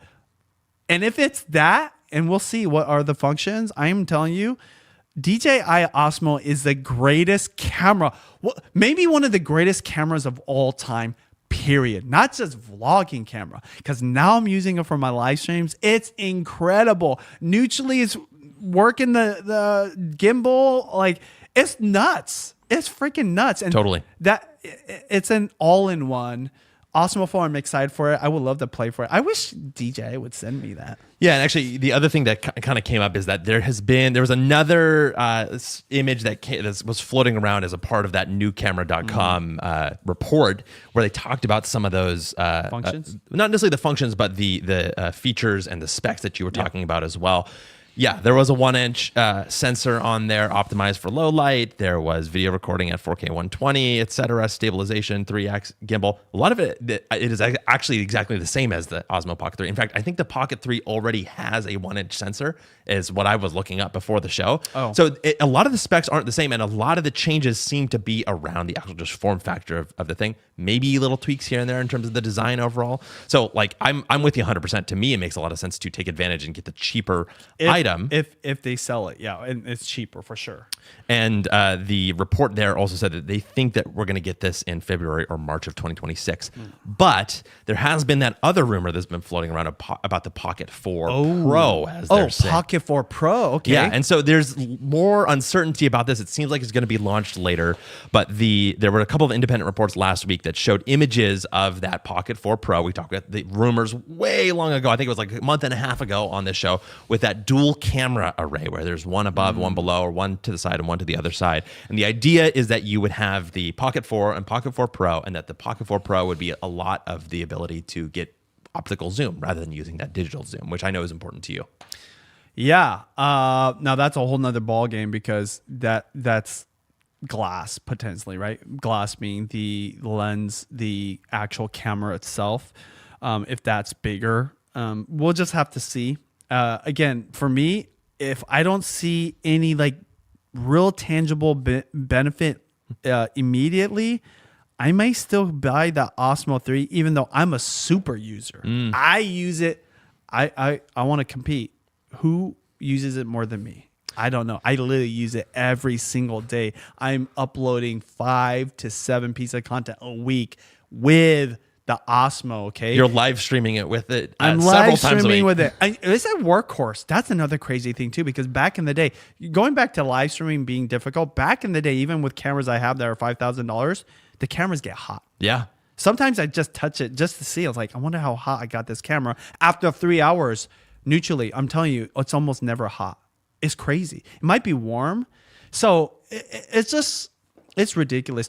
I wanted to ask ChatGPT this. Maybe you guys can do this, but I'm curious what the revenue is of DJI versus Sony versus Canon versus what's another camera company like. That's a good array though. Sony, Canon, Nikon would probably be the other one. That Yeah, people well, would there's include. what's the action camera? Not GoPro? not Hero? GoPro. The other one. Which one? It's a the 360. thumb camera on Insta 360. action. Okay, Yeah. we should do a little comparison and see like what the revenue is. It's not always going to be accurate. I don't even know if they make those public. The reason being is so many DJI Pocket Osmos were sold. They've got to have so much cash. The good thing about a company with lots of money is they can do more R&D, right? They can maybe take some more risks, and they have. I mean, you can say part of the reason why DJI is so successful with their Osmo is because of all those years with the drone R&D, right? Yeah. The drone camera is basically the Osmo Pocket camera, just like on a different user interface. So reason I asked that, it's like I'm just fascinated that someone came into this space and dominated something where there's like behemoths like a Sony and Canon. That was everything for creators for so long, and now I don't even think about Sony or a Canon, to be fair. Yeah. I'm half Japanese. I'm like a little biased. I want to support the other home team, right? But DJI, I love it. I love all their products and everything. And it's funny, I'm looking around at some of the camera gear, and they're just like relics. I could just turn this into like the museum of camera history before the DJI Pocket 3. The ultimate vlogger museum camera. Yeah, I don't even know what you would say there. Let's talk about one more piece of gear. We'll get follow up on your question about the revenue data for next week during follow up. But let's talk about one more piece of creative gear, because there is the physical gear, but there's also the digital gear as well, right? And one of those pieces is the editing apps you use, the stuff that you use to make your thumbnails, the stuff you use to write your scripts and things like that.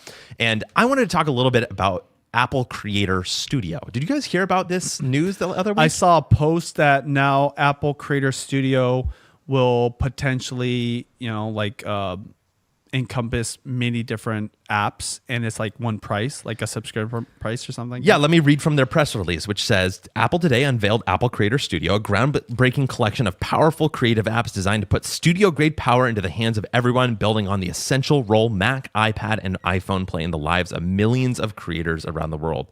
Final Cut Pro introduces exceptional new video editing tools and intelligent features for Mac and iPad to improve the efficiency of even the most complex workflows. Apple Creator Studio will be available on the App Store beginning Wednesday, January 28th. That's tomorrow, by the way, if you're watching live, and maybe today if you're watching the replay, for $12.99 per month or $129 per year, with a 1 month free trial.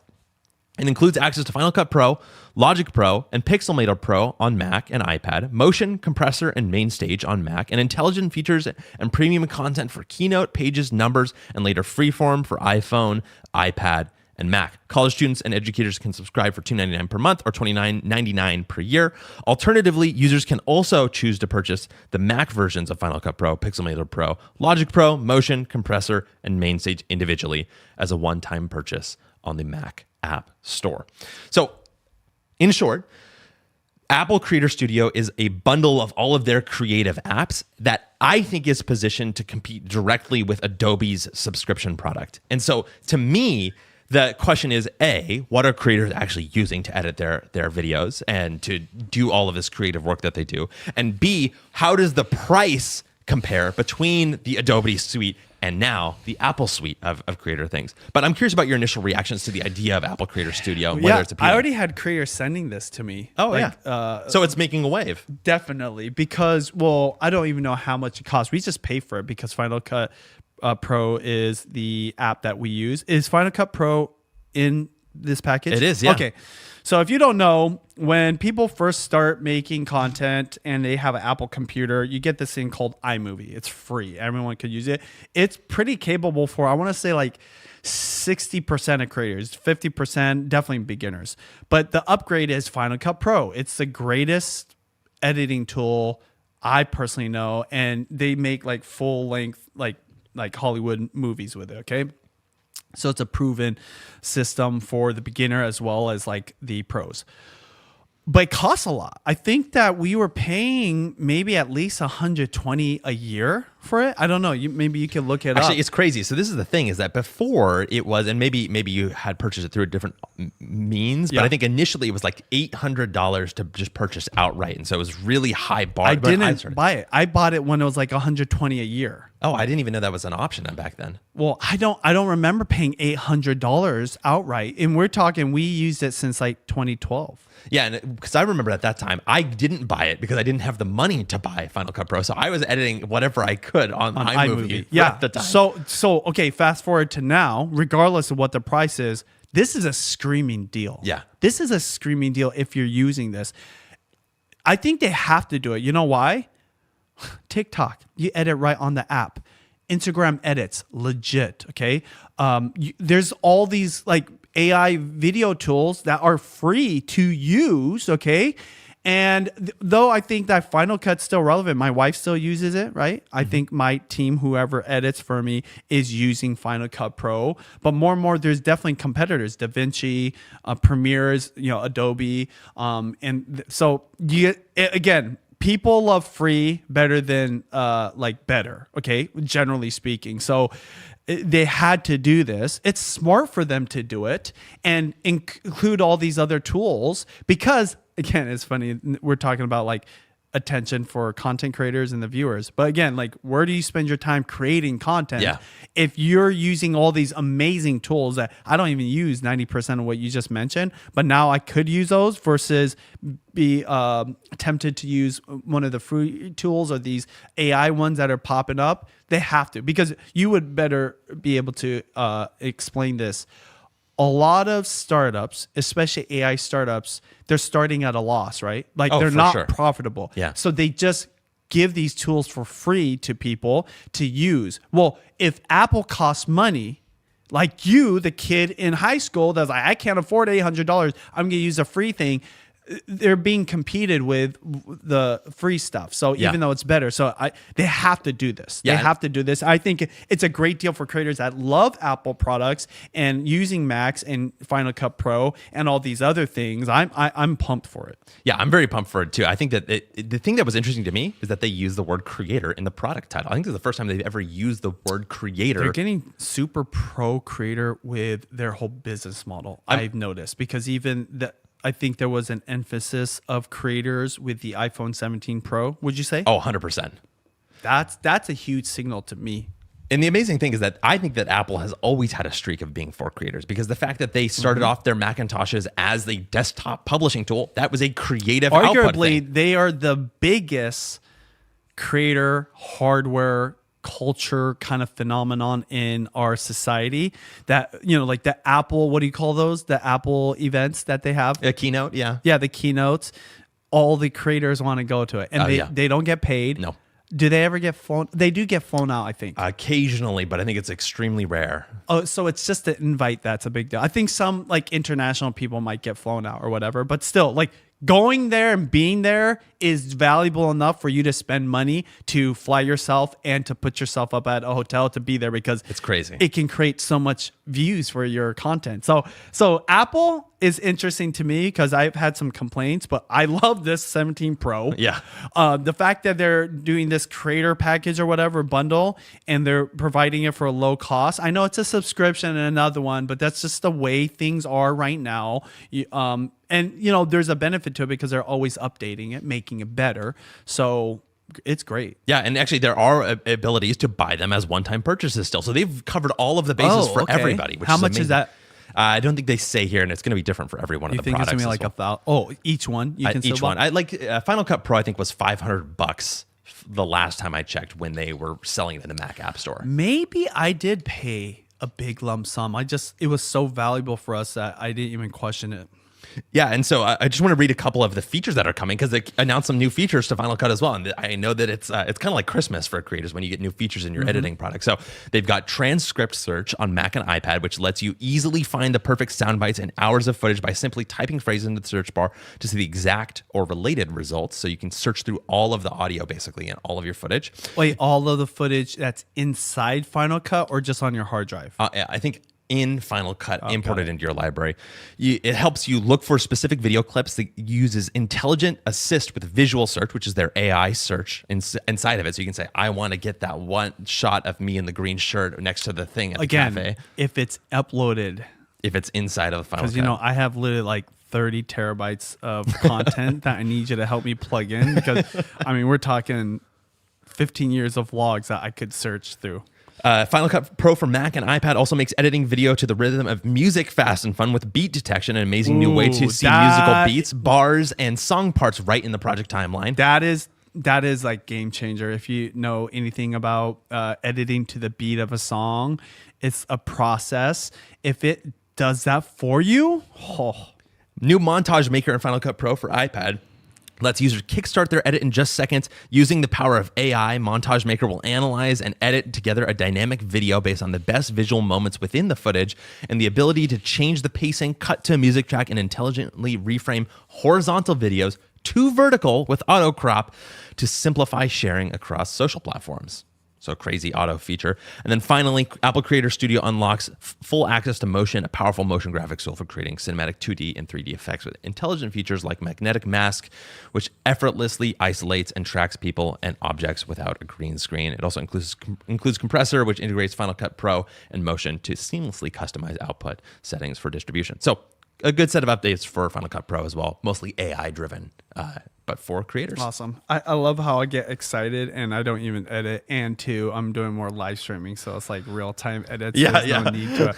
But taking my live streams, putting it into Final Cut Pro and using these tools, especially if it's a longer piece of content, would be good. It's funny. My big takeaway for myself is I need to create more content. And I need to utilize these tools, not just AI, but just these like time-saving tools to create short form too. Well, the You know? amazing thing to me, right, is that we began the show with a discussion about gear, right? The physical gear, the barriers that you're taking away. And as we close out the show here, I'm curious about your thoughts generally about that as well. Because if you're looking to create more content, all the tools you have are a big piece of that. But it really is all about the mindset and the kind of your motivation as well. Well, it's funny. I had a whole takeaway from my experience of losing my hard drive. Hopefully, I didn't lose it. It's just somewhere. Is how good the iPhone 17 Pro is. Oh, really? Because isn't this a hard drive now? Yeah. Well, I think that you can do some level of hard drive storage on it. Yeah. And so it's funny because you can connect this USB-C to USB-C to your laptop. That's my problem right now with my wife. How now you need so much less gear. So much less gear. Even like people used to have like lights on these and crazy like microphones, and even this is an all-in-one. Great microphone, isolating the voice. It's got 4 cameras on it. Great in low light. And then the Osmo is like the next level. I mean, really, like, what do you need any more gear?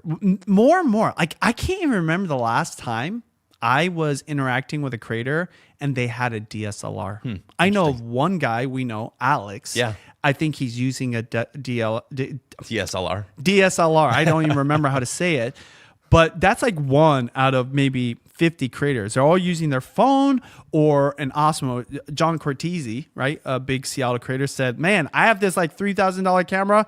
I can't remember the last time I touched it. I just used my phone. So why that's important too is I've been like this out of necessity because my life is so busy and my wife just wants it to be easy. Man, what a crazy age we're living in where you can have a phone, right? I'm sure the other phones are good, but iPhone 17 Pro, everything you do is on here, including the editing, and you can just create. And now you can go live, right? Yeah. And, we talked about Ecamm and using the DJI Osmos, but I mean, if all you have right now is to be able to go live on your phone, you should do it. Yeah. Right? If you can do short form because that's what you want to do, fine. TikTok, Instagram, YouTube Shorts, they got you. But you can vlog on this, And again, it's funny. It's like, I'm not trying to sell this, but like the new vlog method that I came up with for this new TV era of YouTube, just use your phone. Yeah. And you can do it, right? And it's less headache. You don't have to have a hard drive. If you have the cloud, it's funny. Like, why am I even using hard drives anymore, right? If you use the cloud and you're lean and mean, you're just so much closer to creating content and starting your journey. And I think that if you ever regret not starting in the past, you're going to regret it more with every single year that passes, because like you said, there's just going to be like the biggest creators. Like the guy said, there's just going to be the biggest creators, and sad for like the beginners. It'll just get harder and harder in a way, even though I just said how it's easier. Yeah. It's easier right now. Yes. And there's less competition, but with AI and creators just popping up left and right, just going to get more competitive. You got to start right now. And I know a lot of people are doing their New Year's resolutions and posting a lot. Make sure that goes throughout the whole year, because you're going to see those mega results next January from the next 12 months, not just from like 12 weeks of doing it and then quitting, which most people do. Keep it up. Okay. It's funny. Like all these, all these people are doing these New Year's resolutions. They're the first things that pop up on my feed right now. Oh, interesting. Not like the crazy edited stuff, the produced stuff. It's just like this person like busting out their phone, one take, one thing, no edits. That's what's popping up on my phone. And that was done with a phone. Yeah. And you don't need anything else or live stream. So I'm pumped. I was talking about how hard and difficult it is, and it's for reals. You have to live in that reality. But if you do it the right way, which we try to teach you, and creators that we connect with always are teaching us how they're lean and mean, man, you can really move fast and see success faster than you ever did before, because it could take you years. Now it could literally just take you months if you do it right. And you play the volume game, which is phase 1 of the new vlogging method. Great thanks to our sponsor, Ecamm Live, the powerful live streaming platform for Mac. You can learn more about Ecamm Live at the link in the show notes, and you can get 15% off to support the show using our code BenjiTV15. 15. Also, thanks to our students at Vlogging Academy, and thank you so much for listening. We'll see you next week.